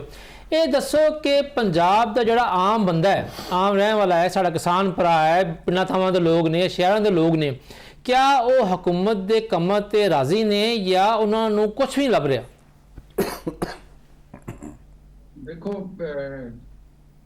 ਇਹ ਇੱਕ ਪ੍ਰਿੰਸੀਪਲ ਹੈਗਾ, ਅਸੂਲ ਹੈ ਜਾਂ ਇਨਸਾਨੀ ਨਫਸੀਆਤ ਹੈਗੀ ਹੈ ਕਿ ਉਹਨੇ ਕੋਈ ਵੀ ਗਵਰਨਮੈਂਟ ਕਦੇ ਰਹੀ ਹੋਵੇ, ਤੁਸੀਂ ਵੀ ਰਿਪੋਰਟਰ ਰਹੇ ਹੋ, ਤੁਸੀਂ ਲੋਕਾਂ ਨਾਲ ਮਿਲਦੇ ਹੋ, ਪ੍ਰੋਗਰਾਮ ਹੋਸਟ ਕਰਦੇ ਹੋ, ਸਾਰੇ ਲੋਕ ਤਾਂ ਖੁਸ਼ ਨਹੀਂ ਹੁੰਦੇ, ਕੋਈ ਨਾ ਕੋਈ ਤੇ। ਔਰ ਹਰ ਹਕੂਮਤ ਜਿੰਨੀ ਕਿਸੇ ਦੀ ਵੀ ਚਾਹੇ ਹਕੂਮਤ ਹੋਵੇ, ਉਹਦੇ ਕੋਲ ਕੋਈ ਅੱਛੇ ਕੰਮ ਵੀ ਹੁੰਦੇ ਨੇ, ਕੋਈ ਬੁਰੇ ਕੰਮ ਵੀ ਹੁੰਦੇ ਨੇ। ਤੇ ਲੇਕਿਨ ਤੁਸੀਂ ਆਮ ਆਦਮੀ ਦੀ ਗੱਲ ਕੀਤੀ ਹੋ ਕਿ ਕਿਆ ਉਹਦੇ ਕੋਲ ਕੁਝ ਵੀ ਨਹੀਂ ਹੈ, ਤੇ ਮੇਰਾ ਨਹੀਂ ਖਿਆਲ ਕਿ ਆਮ ਆਦਮੀ ਦੇ ਕੋਲ ਕੁਝ ਵੀ ਨਹੀਂ ਹੈ। ਮਤਲਬ ਕਿ ਮਸਾਇਲ ਹੈ ਨੇ, ਮਤਲਬ ਅੱਲਾ ਦਾ ਫਜ਼ਲ ਹੈ ਕਿ ਸਾਡੇ ਪੰਜਾਬ ਦੇ ਅੰਦਰ ਭੁੱਖ ਨੰਗ ਉਸ ਤਰ੍ਹਾਂ ਨਹੀਂ ਹੈਗੀ। ਅਗਰ ਤੁਸੀਂ ਦੂਸਰੇ ਮੁਲਕਾਂ ਦੀ ਤਰਫ ਦੇਖੋ, ਮੈਂ ਸਿਰਫ ਇਹ ਨਹੀਂ ਗੱਲ ਕਰ ਰਿਹਾ ਕਿ ਪੰਜਾਬ ਹਕੂਮਤ ਹੈਗੀ, ਇਸ ਤੋਂ ਪਹਿਲੇ ਵੀ ਜਿਹੜੀਆਂ ਹਕੂਮਤਾਂ ਰਹੀਆਂ ਨੇ ਮਸਾਇਲ ਤੇ ਰਹੇ ਨੇ, ਲੇਕਿਨ ਪੰਜਾਬ ਦੇ ਅੰਦਰ ਇਹ ਅੱਲਾ ਦਾ ਬੜਾ ਕਰਮ ਰਿਹਾ ਕਿ ਕੋਈ ਭੁੱਖਾ ਜਾਂ ਭੁੱਖ ਦੇ ਨਾਲ ਜਾਂ ਕਹਿਰ ਦੇ ਨਾਲ ਉਹ ਨਹੀਂ ਮਰਿਆ। ਮੈਂ ਮਾਫੀ ਚਾਹੁੰਦਾ, ਦਖਲ ਦੇ ਰਿਹਾ ਮੈਂ ਮਾਜ਼ਰਤ ਨਾਲ। ਤੁਸੀਂ ਬਾਕੀ ਸੂਬੇ ਵੀ ਦੇਖ ਲਓ, ਬਾਕੀ ਸੂਬਿਆਂ ਦਾ ਤੇ ਪੰਜਾਬ ਦੀ ਉਸੇ ਤੋਂ ਮੁਆਜ਼ਨਾ ਕਰ ਲਓ। ਮਹਿੰਗੀ ਹੋ ਜਾਣਾ ਉਹ ਇੱਕ ਅਲੱਗ ਚੀਜ਼ ਹੈ। ਤੇ ਅਬ ਵੀ ਇਹ ਗੱਲ ਕਰਨਾ ਅਸੀਂ ਜ਼ਰੂਰ ਕਰਾਂਗੇ ਕਿ ਹਕੂਮਤ ਨੂੰ, ਪੰਜਾਬ ਗਵਰਨਮੈਂਟ ਨੂੰ ਜਿਹੜੀ ਸਿਸਟਮ, ਅਸਲ ਚੀਜ਼ ਹੈ ਸਿਸਟਮ ਦੇ ਅੰਦਰ ਕੋਈ ਤਬਦੀਲੀਆਂ ਜ਼ਰੂਰ ਐਸੀਆਂ ਲਿਆਉਣੀਆਂ ਚਾਹੀਦੀਆਂ ਨੇ ਜਿਹਦੀ ਵਜ੍ਹਾ ਨਾਲ ਆਮ ਆਦਮੀ ਨੂੰ ਜਿਹੜਾ ਇੰਤਜ਼ਾਮੀਆਂ ਦਾ ਜਿਹੜਾ ਉਹਨਾਂ ਤੇ ਸ਼ਿਕੰਜਾ ਕੱਸਿਆ ਜਾਂਦਾ ਹੈ ਤੇ ਉਹ ਜਰਾ ਉਹਨਾਂ ਦੇ ਉੱਤੇ ਘੱਟ ਹੋਵੇ। ਬਸ ਕਿਸਾਨ ਅਗਰ ਮੰਡੀ 'ਚ ਕੋਈ ਚੀਜ਼ ਲੈ ਕੇ ਆਉਂਦਾ ਹੈ, ਟਰਾਲੀ ਦੇ ਉੱਤੇ ਲੱਗਦਾ, ਟਰੱਕ ਤੇ ਲੱਗਦਾ, ਰਾਹ ਦੇ ਵਿੱਚ ਉਹਨੂੰ ਕਿਤੇ ਫਲਾਨ ਨਾਕਾ ਲੱਗਾ, ਕਿਸੇ ਜਗ੍ਹਾ ਫਲਾਨੀ ਨਾਕਾ ਲੱਗਾ, ਜਿਹੜਾ ਸਰਕਾਰੀ ਮਹਿਕਮਿਆਂ ਦਾ ਉਹਨਾਂ ਦੇ ਉੱਤੇ ਇੱਕ ਜਲਗਾਰ ਹੁੰਦੀ ਹੈ, ਆਮ ਦਿਹਾਤੀਆਂ ਨੂੰ ਜਾਂ ਆਮ ਬੰਦੇ ਨੂੰ ਕਾਨੂੰਨ ਦੀ ਪੇਚੀਦਗੀਆਂ ਦਾ ਜਾਂ ਸਿਸਟਮ ਦੇ ਅੰਦਰ ਮਿਲਣ ਵਾਲੇ ਰਿਲੀਫ ਦਾ ਐਡਾ ਇਲਮ ਨਹੀਂ ਹੁੰਦਾ, ਤੇ ਲਿਹਾਜ਼ਾ ਜਿਹੜੇ ਸਰਕਾਰੀ ਅਹਿਲਕਾਰ ਨੇ ਉਹਨਾਂ ਦੇ ਹਵਾਲੇ ਨਾਲ ਸਿਸਟਮ ਦੇ ਵਿੱਚ, ਖਾਸ ਤੌਰ ਤੇ ਸਾਡੇ ਨੂਨ ਲੀਗ ਦੇ ਵੀ ਇੱਥੇ ਬੈਠੇ ਨੇ, ਕੌਮੀ ਅਸੈਂਬਲੀ ਦੇ ਸੂਬਾਈ ਅਸੈਂਬਲੀ ਦੇ ਅਰਕਾਨ ਨੂੰ ਵੀ ਇਹ ਚੀਜ਼ ਚਾਹੀਦੀ ਕਿ ਐਸੀ ਕਾਨੂੰਨ ਸਾਜ਼ੀ ਕਰਨ ਜਿਹਦੇ ਵਜ੍ਹਾ ਨਾਲ ਸਰਕਾਰੀ ਜਿਹੜੇ ਅਹਿਲਕਾਰ ਨੇ, ਅਫਸਰ ਤੇ ਉਹਨਾਂ ਦੇ ਖਿਲਾਫ ਆਸਾਨੀ ਦੇ ਨਾਲ ਅਗਰ ਉਹ ਅਖਤਿਆਰਾਂ ਤੋਂ ਤਜਾਵਜ਼ ਕਰਦੇ ਨੇ ਤੇ ਕੋਈ ਉਹਨਾਂ ਦੇ ਖਿਲਾਫ ਕਾਰਵਾਈ ਮੁਮਕਿਨ ਲੇਕਿਨ ਲਤੀਫ ਸਾਹਿਬ ਇਹ ਤੇ ਕਈ ਵਰਿਆਂ ਲਤੀਫ ਸਾਹਿਬ ਇਹ ਤੇ ਕਈ ਵਰਿਆਂ ਦਾ ਰੋਣਾ ਹੈ। ਅਸੀਂ ਕਈ ਵਰਿਆਂ ਤੋਂ ਵੇਖਦੇ ਪਏ ਹਾਂ ਕਿ ਜਿਹੜੀ ਅਫਸਰਸ਼ਾਹੀ ਹੈ, ਬਿਊਰੋਕ੍ਰੇਸੀ ਹੈ, ਉਹ ਕਿਸੇ ਦੇ ਕਾਬੂ ਨਹੀਂ ਆਉਂਦੀ। ਜਿਹੜਾ ਵੀ ਵਜ਼ੀਰ ਆਲਾ ਆਉਂਦਾ ਹੈ, ਵਜ਼ੀਰ ਆਜ਼ਮ ਆਉਂਦਾ ਹੈ, ਉਹੀ ਬੜਕ ਮਾਰਦਾ ਹੈ ਕਿ ਮੈਂ ਜਨਾਬ ਵਾਲੀ ਬਿਊਰੋਕ੍ਰੇਸੀ ਨੂੰ ਸਿੱਧਾ ਕਰ ਦੇਣਾ, ਲੇਕਿਨ ਕੁਝ ਅਰਸੇ ਬਾਅਦ ਪਤਾ ਚੱਲਦਾ ਹੈ ਕਿ ਬਿਊਰੋਕ੍ਰੇਸੀ ਨੇ ਉਹਨੂੰ ਸਿੱਧਾ ਕਰਤਾ ਹੈ। ਮੈਂ ਆਪਣੇ ਮਹਿਮਾਨਾਂ ਦੇ ਨਾਲ ਵਾਰੀ-ਵਾਰੀ ਇੱਕ ਸਵਾਲ ਕਰਾਂਗਾ। ਹਜੇ ਲਤੀਫ ਚੌਧਰੀ ਸਾਹਿਬ ਨੇ ਗੱਲ ਕੀਤੀ ਹੈ, ਕੁਛ ਨਾ ਕੁਛ ਲੋਕਾਂ ਨੂੰ ਮਿਲ ਰਿਹਾ ਹੈ, ਬਾਕੀ ਵੀ ਸਾਡੇ ਦੋਸਤ ਬੈਠੇ ਹੋਏ ਨੇ, ਲੇਕਿਨ ਹਜੇ ਬਹੁਤਾ ਪਿੱਛੇ ਨਹੀਂ ਜਾਂਦੇ। ਕੋਈ ਮਹੀਨਾ ਪਹਿਲੇ, 20 ਦਿਨ ਪਹਿਲੇ ਪੰਜਾਬ 'ਚ ਟਮਾਟਰ ਜਿਹੜਾ ਸੀਗਾ ਉਹ 600-650 ਰੁਪਏ ਕਿਲੋ ਤੇ ਪਹੁੰਚ ਗਿਆ। ਆਟੇ ਦੀ ਗੱਲ ਕਰਦੇ ਹੋ ਤੇ ਅੱਜ ਵੀ ਲਾਹੌਰ ਸਮੇਤ ਕਈ ਸ਼ਹਿਰਾਂ 'ਚ ਆਟਾ ਜਿਹੜਾ ਹੈ ਉਹ ਮਹਿੰਗਾ ਹੈ, ਨਹੀਂ ਮਿਲ ਰਿਹਾ, ਕਿਉਂਕਿ ਸਰਕਾਰ ਕੋਲ ਉਨੀ ਕਣਕ ਨਹੀਂ ਹੈ, ਉਸ ਦਾ ਨਿਜ਼ਾਮ ਨਹੀਂ ਚੱਲ ਰਿਹਾ। ਜਿਹੜੀ ਮਹਿੰਗਾਈ ਤੇ ਬੇਰੋਜ਼ਗਾਰੀ ਹੈ, ਇਹ ਪੰਜਾਬ ਦੇ ਲੋਕਾਂ ਦਾ ਖਾਸ ਤੌਰ ਤੇ ਨੌਜਵਾਨ ਨਸਲ ਦਾ ਇੱਕ ਵੱਡਾ ਮਸਲਾ ਹੈ। ਤੇ ਚੌਧਰੀ ਸਾਹਿਬ ਸਭ ਤੋਂ ਪਹਿਲਾਂ ਤੇ ਇਹ ਦੱਸੋ ਕਿ ਅੱਜ ਦੇਖੋ ਨਾ, ਮੈਂ ਟਮਾਟਰ ਦੀ ਮਿਸਾਲ ਦਿੱਤੀ ਤੁਹਾਨੂੰ, ਮੈਂ ਇਸੇ ਤਰ੍ਹਾਂ ਬਾਕੀ ਵੀ ਕਈ ਮਿਸਾਲਾਂ ਹੋ ਸਕਦੀਆਂ ਨੇ। ਮਹਿੰਗਾਈ ਜਿਹੜੀ ਹੈ ਉਹਨੂੰ ਰੋਕਣ ਵਾਸਤੇ ਤੁਸੀਂ ਕੀ ਕਰ ਰਹੇ ਹੋ, ਤੁਹਾਡੀ ਹੁਕੂਮਤ ਕੀ ਕਰ ਰਹੀ ਹੈ? ਸਾਡੀ ਹੁਕੂਮਤ ਨੇ ਬੜੇ ਮੁxtਲਫ ਇਕਦਾਮਾਤ ਕੀਤੇ ਹੈ, ਜਿਨ੍ਹਾਂ ਵਿੱਚ ਮਹਿੰਗਾਈ ਨੂੰ ਕੰਟਰੋਲ ਕਰਨ ਵਾਸਤੇ ਪ੍ਰਾਈਸ ਕੰਟਰੋਲ ਕਮੇਟੀਜ਼ ਸਾਡੀਆਂ ਜ਼ਿਲ੍ਹਿਆਂ ਦੇ ਵਿੱਚ ਵੀ ਹੈ, ਤਹਿਸੀਲ 'ਚ ਵੀ ਹੈ, ਸਾਡੇ ਪ੍ਰੋਵਿੰਸ਼ੀਅਲ ਲੈਵਲ 'ਤੇ ਵੀ ਹੈ, ਔਰ ਉਹ ਉਹਨਾਂ ਕੀਮਤਾਂ ਨੂੰ ਕੰਟਰੋਲ ਰੱਖਣ ਵਾਸਤੇ ਉਹ ਆਪਣਾ ਕਿਰਦਾਰ ਅਦਾ ਕਰ ਰਿਹਾ। ਲੇਕਿਨ ਬੁਨਿਆਦੀ ਤੌਰ ਤੇ ਜਦੋਂ ਅੱਜ ਦੇ ਮੁਆਸ਼ਰੇ 'ਚ ਅਸੀਂ ਜਾਂਦੇ ਜਾਂ ਮੁਲਕਾਂ ਨੂੰ ਸਟੱਡੀ ਕਰਦੇ ਹਾਂ ਤਾਂ ਫ੍ਰੀ ਇਕਨੋਮੀ ਦੇ ਤਹਿਤ ਡਿਮਾਂਡ ਐਂਡ ਸਪਲਾਈ ਦਾ ਦੌਰ ਹੈ। ਜਦੋਂ ਪਿਛਲੇ ਦਿਨਾਂ ਦੇ ਵਿੱਚ ਟਮਾਟਰ ਦੀ ਸਪਲਾਈ ਕਮ ਹੋਈ, ਉਦੋਂ ਕੀਮਤਾਂ ਵੱਧ ਗਈਆਂ। ਹੁਣ ਟਮਾਟਰ ਦੀ ਸਪਲਾਈ ਵੱਧ ਗਈ, ਉਸ ਦੀ ਵਜ੍ਹਾ ਤੋਂ ਕੀਮਤਾਂ ਕਮ ਹੋ ਗਈਆਂ। ਹੁਣ 100 ਰੁਪਏ ਤੋਂ ਵੀ ਕਮ ਰੇਟ ਦੇ ਉੱਤੇ ਟਮਾਟਰ ਵਿਕ ਰਿਹਾ। ਮੈਂ ਗੁਜ਼ਾਰਿਸ਼ ਕਰਾਂਗਾ ਕਿ ਸਾਨੂੰ ਇਹਦੇ 'ਚ ਕੋਈ ਸ਼ੱਕ ਨਹੀਂ ਕਿ ਸਾਨੂੰ ਆਪਣੇ ਕਿਸਾਨ ਨੂੰ, ਆਪਣੀ ਜ਼ਰਾਅਤ ਨੂੰ ਤਵੱਜੋ ਦੇਣ ਦੀ ਜ਼ਰੂਰਤ ਹੈ। ਸਾਨੂੰ ਉਹਦੇ 'ਤੇ ਰਿਸਰਚ ਕਰਨ ਦੀ ਜ਼ਰੂਰਤ ਹੈ ਤਾਂ ਕਿ ਸਾਡੀ ਯੀਲਡ ਵੀ ਵੱਧ ਸਕੇ। ਲੇਕਿਨ ਸਾਡੀ ਹੁਕੂਮਤ ਨੇ ਪਿਛਲੇ ਸਾਲ ਵੀ 10,000 ਤੋਂ ਜ਼ਿਆਦਾ ਟਰੈਕਟਰਸ ਔਰ ਉਹਨਾਂ 'ਤੇ ਬੜੀ ਹੈਵੀਲੀ ਸਬਸਿਡੀ 10 ਲੱਖ ਰੁਪਏ ਤੋਂ ਜ਼ਿਆਦਾ ਦਿੱਤੀ ਸੀ। ਸਾਡੇ ਕਿਸਾਨ ਕਾਰਡ ਵੀ ਦਿੱਤੇ ਹੈ। ਸਾਡੀ ਹੁਕੂਮਤ ਤਵੱਜੋ ਦੇ ਰਹੀ ਹੈ। ਇਸ ਨੂੰ ਅਸੀਂ ਆਪਣੀ ਹੁਕੂਮਤ ਦੀ ਮਜ਼ੀਦ ਤਵੱਜੋ ਮਬਜ਼ੂਲ ਕਰਾਵਾਂਗੇ ਕਿ ਆਪਾਂ ਆਪਣੀ ਜ਼ਰਾਅਤ ਨੂੰ ਖੜਾ ਕਰਕੇ ਅਸੀਂ 1 ਸਾਲ ਦੇ ਵਿੱਚ ਅਗਰ ਜ਼ਰਾਅਤ ਨੂੰ ਫੋਕਸ ਕਰ ਲਈਏ ਤਾਂ ਅਸੀਂ ਪੂਰੇ ਮੁਲਕ ਦੀ ਮਈਸ਼ਤ ਨੂੰ ਖੜਾ ਕਰ ਸਕਦੇ ਹਾਂ। ਪਿਛਲੇ ਸਾਲ ਸਾਡੀ ਜ਼ਰਾਅਤ ਦੀ ਤਰੱਕੀ ਦੀ ਵਜ੍ਹਾ ਤੋਂ ਸਾਡੀ ਜਿਹੜੀ ਨੈਸ਼ਨਲ GDP ਸੀ ਉਹ 4 ਪੁਆਇੰਟ ਸਮਥਿੰਗ ਸੀ, ਜਿਹੜੀ ਕਿ ਜ਼ਰਾਅਤ ਦੇ ਵਿੱਚ 6 ਤੋਂ ਜ਼ਿਆਦਾ ਸੀ। ਇਸ ਸਾਲ ਬਹੁਤ ਕਮੀ ਆਈ ਹੈ ਕਿਉਂਕਿ ਸੈਲਾਬ ਵੀ ਆ ਗਏ, ਸਾਡੇ ਬਹੁਤ ਸਾਰੇ ਅਵਾਮਲ ਬਾਕੀ ਵੀ ਹੈ। ਲੇਕਿਨ ਇਨਸ਼ਾਅੱਲਾ ਆਉਣ ਵਾਲੇ ਦਿਨਾਂ ਦੇ ਵਿੱਚ ਸਾਡੀ ਜ਼ਰਾਅਤ ਨਾ ਸਿਰਫ ਤਰੱਕੀ ਕਰੇਗੀ ਬਲਕਿ ਜ਼ਰਾਅਤ ਦੀ ਬੁਨਿਆਦ 'ਤੇ ਸਾਡਾ ਮੁਲਕ ਵੀ ਖੁਸ਼ਹਾਲ ਤੇ ਤਰੱਕੀ ਕਰੇਗਾ। ਕਿਉਂਕਿ ਦਿਹਾਤ ਦੇ ਵਿੱਚ ਨਾ ਜ਼ਰਾਅਤ ਜਿਹੜੀ ਬੁਨਿਆਦੀ ਕਿਰਦਾਰ ਜ਼ਰਾਅਤ ਸਿਰਫ ਦਿਹਾਤ 'ਚ ਨਹੀਂ ਅਦਾ ਕਰਦੀ, ਛੋਟੇ ਸ਼ਹਿਰਾਂ 'ਚ ਜਾਂ ਵੱਡੇ ਸ਼ਹਿਰਾਂ 'ਚ ਸਾਰੀ ਇੰਡਸਟਰੀ ਵੀ ਇਹਨਾਂ 'ਤੇ ਚੱਲ ਰਹੀ ਹੈ, ਮਜ਼ਦੂਰ ਵੀ ਇਹਨਾਂ ਦੇ ਵਿੱਚ ਕੰਮ ਕਰ ਰਿਹਾ, ਉੱਥੋਂ ਦੀ ਪ੍ਰੋਡਿਊਸ ਅਸੀਂ ਐਕਸਪੋਰਟ ਕਰਕੇ ਤੇ ਜ਼ਰੇ ਮੁਬਾਦਲਾ ਵੀ ਕਮਾਉਂਦੇ। ਅੱਛਾ ਆਗਾ ਸਾਹਿਬ, ਤੁਹਾਡੀ ਪੀਪਲਸ ਪਾਰਟੀ ਦਾ ਨਾਰਾ ਹਮੇਸ਼ਾ ਮਸ਼ਹੂਰ ਹੈ ਰੋਟੀ ਕੱਪੜਾ ਤੇ ਮਕਾਨ, ਠੀਕ ਹੈ ਨਾ ਜੀ। ਹੁਣ ਪੰਜਾਬ 'ਚ ਗੱਲ ਕਰੀਏ ਤੇ ਤੁਹਾਡੀ ਜਿਹੜੀ ਵੱਡੀ ਕਿਆਦਤ ਹੈ ਉਹ ਵੀ ਕਹਿੰਦੀ ਹੈ, ਸਿੰਧ ਦੀ ਕਿਆਦਤ ਕਹਿੰਦੀ ਹੈ ਕਿ ਪੰਜਾਬ 'ਚ ਨਾ ਰੋਟੀ ਨਾ ਕੱਪੜਾ ਨਾ ਮਕਾਨ, ਆਵਾਮ ਜਿਹੜਾ ਹੈ ਉਹ ਹੈ ਵਿਚਾਰਾ ਬਦਹਾਲ। ਇਹ ਦੱਸੋ ਕਿ ਤੁਸੀਂ ਪੰਜਾਬ ਹੁਕੂਮਤ ਦੀ ਕਾਰਕਰਦਗੀ ਆ 3 ਲਫ਼ਜ਼ ਜਿਹੜੇ ਰੋਟੀ ਕੱਪੜਾ ਤੇ ਮਕਾਨ, ਇਹਦੇ ਉੱਤੇ ਤੁਹਾਡਾ ਹੀ ਕਹਿਣਾ? ਸਰ ਗੱਲ ਹੈ ਕਿ ਮੈਂ ਮਾਫੀ ਚਾਹਾਂਗਾ ਸ਼ਾਹ ਸਾਹਿਬ ਤੁਹਾਡੇ ਮਾਜ਼ਰਤ ਨਾਲ, ਜਿੱਥੋਂ ਤੱਕ ਪੰਜਾਬ ਦੇ ਜੋ ਰੋਟੀ ਕੱਪੜਾ ਔਰ ਮਕਾਨ ਦਾ ਤਅल्लुक ਹੈ, ਰੋਟੀ ਵੀ 14 ਰੁਪਏ ਦੀ ਮਿਲ ਰਹੀ ਹੈ ਔਰ ਅਲਹਮਦੁਲਿਲਾ ਹਰ ਜਗ੍ਹਾ ਤੇ ਅਵੇਲੇਬਲ ਹੈ। ਦੂਸਰਾ ਮਕਾਨਾਤ ਦੇ ਵਿੱਚ ਆਪਣੀ ਛੱਤ ਆਪਣਾ ਘਰ ਪ੍ਰੋਗਰਾਮ ਜਿਹੜਾ ਵਜ਼ੀਰ ਆਲਾ ਸਾਹਿਬਾਂ ਨੇ ਸ਼ੁਰੂ ਕੀਤਾ, ਉਹਦੇ ਤਹਿਤ ਬਹੁਤ ਸਾਰੇ ਘਰ ਬਣ ਕੇ ਲੋਕਾਂ ਨੂੰ ਮਿਲ ਚੁੱਕੇ ਹੈ। ਤੁਸੀਂ ਤਾਂ ਗੱਲ ਕਰਨੀ, ਤੁਸੀਂ ਹੁਕੂਮਤ ਹੈ ਨਾ, ਤੁਸੀਂ ਤਾਂ ਗੱਲ ਕਰਨੀ ਹੈ, ਲੇਕਿਨ ਵੇਖਣ ਵਾਲਾ ਵੇਖਦਾ ਹੈ ਕਿ ਵੀ 14 ਰੁਪਏ ਦੀ ਰੋਟੀ ਜਿਹੜੀ ਹੈ ਉਹ ਅਸਲ 14 ਦੀ ਨਹੀਂ ਹੈ। ਅੱਜ ਵੀ ਚਲੇ ਜਾਓ ਮੇਰੇ ਨਾਲ ਲਾਹੌਰ ਤੋਂ ਨੂਰਾਂ ਤੇ, आप सरकारी अफसर बन के ना जाइए ना, MP बन के ना जाइए तो रोटी 15 दीए तो वजन भी 100 ग्राम नहीं 80 ग्राम है, ये सच है। अच्छा ये दसो आगा साहब, जब मैं तुहानू सवाल किया है कि तुसी पंजाब हुकूमत की कारकर्दगी नू महंगाई ते रोजगार के हवाले दे नाल किस तरह देखते हो? रिजवान साहब, गल है कि मैं सब तो पहले तो यह गल करांगा कि पंजाब होए भावें कोई भी सूबा होए, सारा पाकिस्तानी साडा तुहाडा सारिਆਂ ਦਾ है, पूरा मुल्क ही साडा है ना, ਅਸੀਂ ਇਹ तफरीक ही ना पाइए। लेकिन गल है जो मैरिट ते गल करनी जे, पंजाब पहले तो ही अमीर सूबा जे, इस करके कि रब वालों ही पंजाब के कोल जरखेज रकबा जे, सब तो ज़्यादातर वसाइल ने, शुरू तो जड़ा पावर हब है पंजाब ही रहा, अज भी इस्लामाबाद ताड़ा सारा पंजाब तो ही कंट्रोल होंदा है। तख्ते लाहौर जड़ा फतह करता है वही इस्लामाबाद हुकूमत बनाता है, हुण भी इस्लामाबाद ते सारा जड़ा राज है पंजाब का है। गल है कि ताड़े सवाल का जवाब देना, लाहौर जड़ा ना वो खाली पंजाब नहीं है, पंजाब बहुत वड्डा सूबा है, 14 करोड़ आवाम जड़ी है ना, वो सारिਆਂ ਦੇ ਜਿਹੜੇ दुख दर्द ने ना वो साझे ने, खाली लाहौर के दुख दर्द या लाहौर वालियां की खुशी नहीं। हजे मैं आप लाहौर की जंग पाला, मैं आप इधर रहना, I am proud of it. मैं कहना लाहौर जहा शहर ही कोई नहीं जागते, लेकिन कहने का मकसद है कि खाली है तो नहीं कि तुसी 2-4 वड्डे शहरों की परफॉर्मेंस विखा के एक टिकटॉकां ते मीडिया ते प्रचार करके चंगे तरीके नाल एक चूरन वेच के तुसी को असी बल्ले बल्ले कराती। No sir, this is wrong.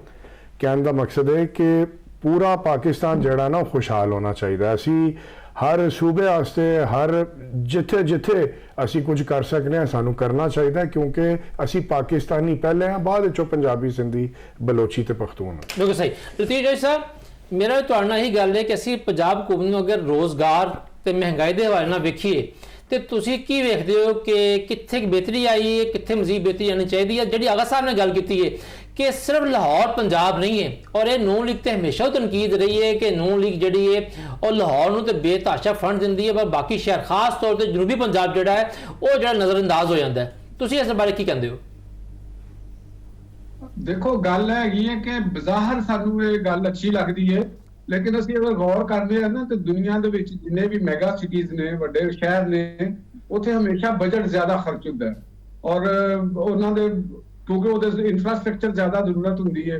ਤੇ ਬਾਕੀ ਰਹਿ ਗਿਆ ਜਨੂਬੀ ਪੰਜਾਬ ਦੀ ਤੁਸੀਂ ਗੱਲ ਕੀਤੀ, ਤੇ ਦੇਖੋ ਪਾਕਿਸਤਾਨ ਦਾ ਜਾਂ ਸਾਡੇ ਮੁਲਕ ਦਾ ਜਾਂ ਪੰਜਾਬ ਦੇ ਉੱਤੇ ਜਨੂਬੀ ਪੰਜਾਬ ਦੇ ਲੋਕਾਂ ਦੀ ਬੜੀ ਦੇਰ ਹਾਕਮੀਅਤ ਰਹੀ ਹੈ, ਔਰ ਅੱਜ ਵੀ ਕਿਸੇ ਨਾ ਕਿਸੇ ਸ਼ਕਲ ਦੇ ਵਿੱਚ ਆਲਾ ਅਹੁਦਿਆਂ ਦੇ ਉੱਤੇ ਫਾਇਜ਼ ਰਹੇ ਨੇ।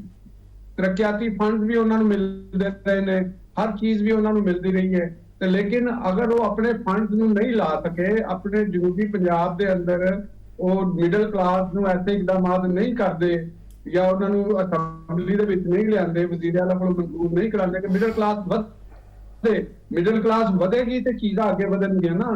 ਤੁਸੀਂ ਜਾਗੀਰਦਾਰੀ ਨੂੰ ਤੇ ਜਿਹੜੇ ਦੂਸਰੇ ਗੱਦੀ ਨਸ਼ੀਨੀਆਂ ਦੇ ਵੱਡੇ ਵੱਡੇ ਜਾਗੀਰਾਂ ਦੇ ਅੰਡਰ ਨਾ, ਤੇ ਉਹ ਤੇ ਫਿਰ ਉੱਥੇ ਕੁਝ ਨਹੀਂ ਕਰਨਗੇ। ਤੇ ਲਿਹਾਜ਼ਾ ਇਹ ਤਨਕੀਦ ਕਰਨੀ ਕਿ ਸਿਰਫ ਲਾਹੌਰ ਪੰਜਾਬ ਨਹੀਂ, ਸਾਰੇ ਪੰਜਾਬ ਨੇ ਬੜੀ ਅੱਛੀ ਤਰੱਕੀ ਕੀਤੀ ਹੈ। ਤੁਸੀਂ गुजरात ही चले जाओ, ਤੁਹਾਨੂੰ ਜਿਹੜੇ ਅੱਜ ਪਲਾਜ਼ੇ ਨਜ਼ਰ ਆਉਂਦੇ ਨੇ ਅੱਜ ਤੋਂ 30 ਸਾਲ ਪਹਿਲੇ ਨਹੀਂ ਸੀ ਨਜ਼ਰ ਆਉਂਦੇ।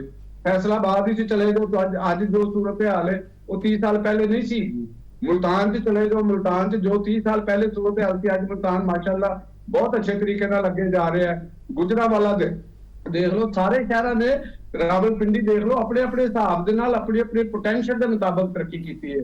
ਹਰ ਹਕੂਮਤ ਨੇ ਜਿੰਨੀਆਂ ਵੀ ਕੀਤੀਆਂ ਨੇ ਸਕੀਮਾਂ, ਉਹਨਾਂ ਤੋਂ ਫਾਇਦਾ ਚੁੱਕਣ ਵਾਸਤੇ ਸਾਰਿਆਂ ਵਾਸਤੇ ਇਕੁਅਲ ਰਾਈਟਸ ਰਹੇ ਨੇ, ਔਰ ਬਹਿਨੇ ਹੀ ਔਰ ਐਨਜੀ ਜਿਹੜੇ ਛੋਟੇ ਸੂਬੇ ਜਿਨ੍ਹਾਂ ਨੂੰ ਅਸੀਂ ਕਹਿੰਦੇ ਆ, ਤੇ ਉਹਨਾਂ ਤੇ ਵੀ ਤੇ ਹਕੂਮਤਾਂ ਨੇ 18ਵੀਂ ਤਰਮੀਮ ਤੋਂ ਬਾਅਦ ਉਹਨਾਂ ਨੂੰ ਪੁੱਛਣਾ ਚਾਹੀਦਾ ਨਾ ਕਿ ਭਾਈਜਾਨ ਤੁਸੀਂ ਆਪਣੇ ਮੁਲਕਾਂ ਆਪਣੇ ਸੂਬੇ ਦੇ ਵਿੱਚ ਪੈਸਾ ਕਿਉਂ ਨਹੀਂ ਲਾਇਆ, ਉੱਥੇ ਕਿਉਂ ਨਹੀਂ ਤਰੱਕੀ ਕੀਤੀ, ਉੱਥੇ ਕਿਉਂ ਨਹੀਂ ਕਾਲਜਿਸ ਬਣਾਏ, ਕਿਉਂ ਨਹੀਂ ਯੂਨੀਵਰਸਿਟੀਆਂ ਬਣਾਈਆਂ, ਕਿਉਂ ਨਹੀਂ ਕਾਰਖਾਨੇ ਬਣਾਉਣ ਦਿੱਤੇ, ਛੋਟੇ ਲੈਵਲ ਦੇ ਪ੍ਰੋਗਰਾਮ ਕਿਉਂ ਨਹੀਂ ਸ਼ੁਰੂ ਕਰਨ ਦਿੱਤੇ, ਕਿਉਂ ਨਹੀਂ ਪੁਲਿਸ ਦੇ ਨਿਜ਼ਾਮ ਨੂੰ दुरुस्त किया। ਜਿਹੜੇ ਸੂਬਾਈ ਅਸੈਂਬਲੀਆਂ ਦੇ ਵਿੱਚ ਆ ਕੇ ਅਰਕਾਨ ਅਸੈਂਬਲੀ ਬਹਿੰਦੇ ਨੇ ਉਹਨਾਂ ਦੇ ਸਾਹਮਣੇ ਉਹ ਪੁਲਿਸ ਦੇ टीचर साहब ਤੁਸੀਂ ਬਿਲकुल ठीक कह रहे हो। ये सवाल जड़ा है ये हुकूमत कोई भी होवे, ये सवाल हुकूमत को आवाम ने करना है कि तुसी आवाम वास्ते की कीता है, लोगों वास्ते की कीता है। हुकूमतां ते आंदियां जांदियां रहंदियां, लोग इत्थे रहंदे ने। अज दे प्रोग्राम च एक चीज जड़ी है जी जी चो मैं दो चीज़ां अर्ज करांगा। एक तो ये कि साडी जिहड़ी आबादी दे तनासब नाल जनूबी पंजाब दा जिहड़ा हिस्सा बनदा 29-30% बनदा। ਸਾਡੇ ਪੰਜਾਬ ਦੇ ਬਜਟ ਦੇ ਵਿੱਚੋਂ ਤਕਰੀਬਨ 32 ਤੋਂ 35% ਅਸੀਂ ਐਲੋਕੇਟ ਕੀਤਾ ਹੈ ਜਿਹੜਾ ਜਨੂਬੀ ਪੰਜਾਬ ਵਾਸਤੇ। ਸਾਡੀ ਗਵਰਨਮੈਂਟ ਨੇ ਉਹਨਾਂ ਨੂੰ ਖਸੂਸੀ ਤਵੱਜੋ ਦੇਣ ਵਾਸਤੇ ਉਹਨਾਂ ਦੇ ਸ਼ੇਅਰ ਤੋਂ ਜ਼ਿਆਦਾ ਦਿੱਤਾ। ਦੂਸਰਾ ਮੈਂ ਸਰ ਤੁਸੀਂ ਸਭ ਤੋਂ ਪਹਿਲੇ ਜਿਹੜਾ ਸੈਗਮੈਂਟ ਸੀ ਉਹਦੇ ਵਿੱਚ ਜ਼ਿਕਰ ਕੀਤਾ ਇੰਡੀਆ ਦੇ ਹਵਾਲੇ ਨਾਲ, ਮੈਂ ਮੋਦੀ ਨੂੰ ਪੈਗਾਮ ਦੇਣਾ ਚਾਹੁੰਦਾ ਕਿ ਤੈਨੂੰ ਸਾਡਾ ਬੁਨਿਆਦੁਲ ਮਹਿਸੂਸ ਭੁੱਲ ਗਿਆ। ਅਸੀਂ ਪੂਰੀ ਕੌਮ ਉਦੋਂ ਵੀ ਇੱਕ ਸਾਂ, ਅੱਜ ਵੀ ਇੱਕ ਹੈ। ਮਾਰਕਾ ਹੱਕ ਉਦੋਂ ਵੀ ਜਾਰੀ ਸੀ, ਅੱਜ ਵੀ ਜਾਰੀ ਹੈ। ਔਰ ਮੈਂ ਆਪਣੇ ਲੀਡਰਸ਼ਿਪ ਨੂੰ, ਸਿਆਸੀ ਅਕਾਬਰੀਨ ਨੂੰ, ਮੀਆਂ ਨਵਾਜ਼ ਸ਼ਰੀਫ ਸਾਹਿਬ ਨੂੰ, ਸ਼ਹਬਾਜ਼ ਸ਼ਰੀਫ ਸਾਹਿਬ ਨੂੰ, ਮਰੀਮ ਨਵਾਜ਼ ਸ਼ਰੀਫ ਸਾਹਿਬਾਂ ਦੇ ਨਾਲ ਸਭ ਤੋਂ ਜ਼ਿਆਦਾ ਮੈਂ ਸੈयद ਆਸਮ ਮੁਨੀਰ ਸਾਹਿਬ ਨੂੰ ਮੁਬਾਰਕਬਾਦ ਵੀ ਪੇਸ਼ ਕਰਦਾ ਹਾਂ ਔਰ ਯਕੀਨ ਦਿਲਾਨਾ ਕਿ ਪੂਰੀ ਕੌਮ ਬਿਲਕੁਲ ਸਹੀ ਗੱਲ ਹੈ। ਪੂਰੀ ਕੌਮ ਜਿਹੜੀ ਪਾਕਿस्तानी कौम है और अपने फील्ड मार्शल अपनी पाक फौज के नाम शाना बशाना खलोती हुई है। और लेकिन देखो हुकूमत लोगों के मसाइल जोड़े वो भी अहम ने और जो महंगाई बेरोजगारी की गल करते हैं तो हुकूमतों को उसके बारे सोचना चाहिए। लेकिन एक चीज़ बड़ी अहम है कि इस टाइम ਜਿਹੜਾ ਫਿਤਰਤੁਲ ਖਵਾਰਿਜ ਹੈ, ਜਿਹੜਾ ਇੰਡੀਆ ਹੈ ਉਹ ਜੋ ਪਾਕਿਸਤਾਨ ਦੇ ਖਿਲਾਫ ਸਾਜ਼ਿਸ਼ ਕਰ ਰਿਹਾ ਹੈ, ਉਹਨੂੰ तमाम ਸਿਆਸੀ ਜਮਾਤਾਂ ਆਪਣੇ ਵੋਟਰਸ ਆਪਣੇ ਆਵਾਮ ਦੇ ਨਾਲ ਮਿਲ ਕੇ ਜਿਹੜਾ ਉਹਦਾ ਮੁਕਾਬਲਾ ਕਰਨਗੀਆਂ। ਇਹਦੇ ਨਾਲ ਹੀ ਅੱਜ ਦੇ ਬੇੜੇ ਵਿੱਚ ਇਜਾਜ਼ਤ ਦਿਓ। ਅੱਲਾ ਬੇਲੀ।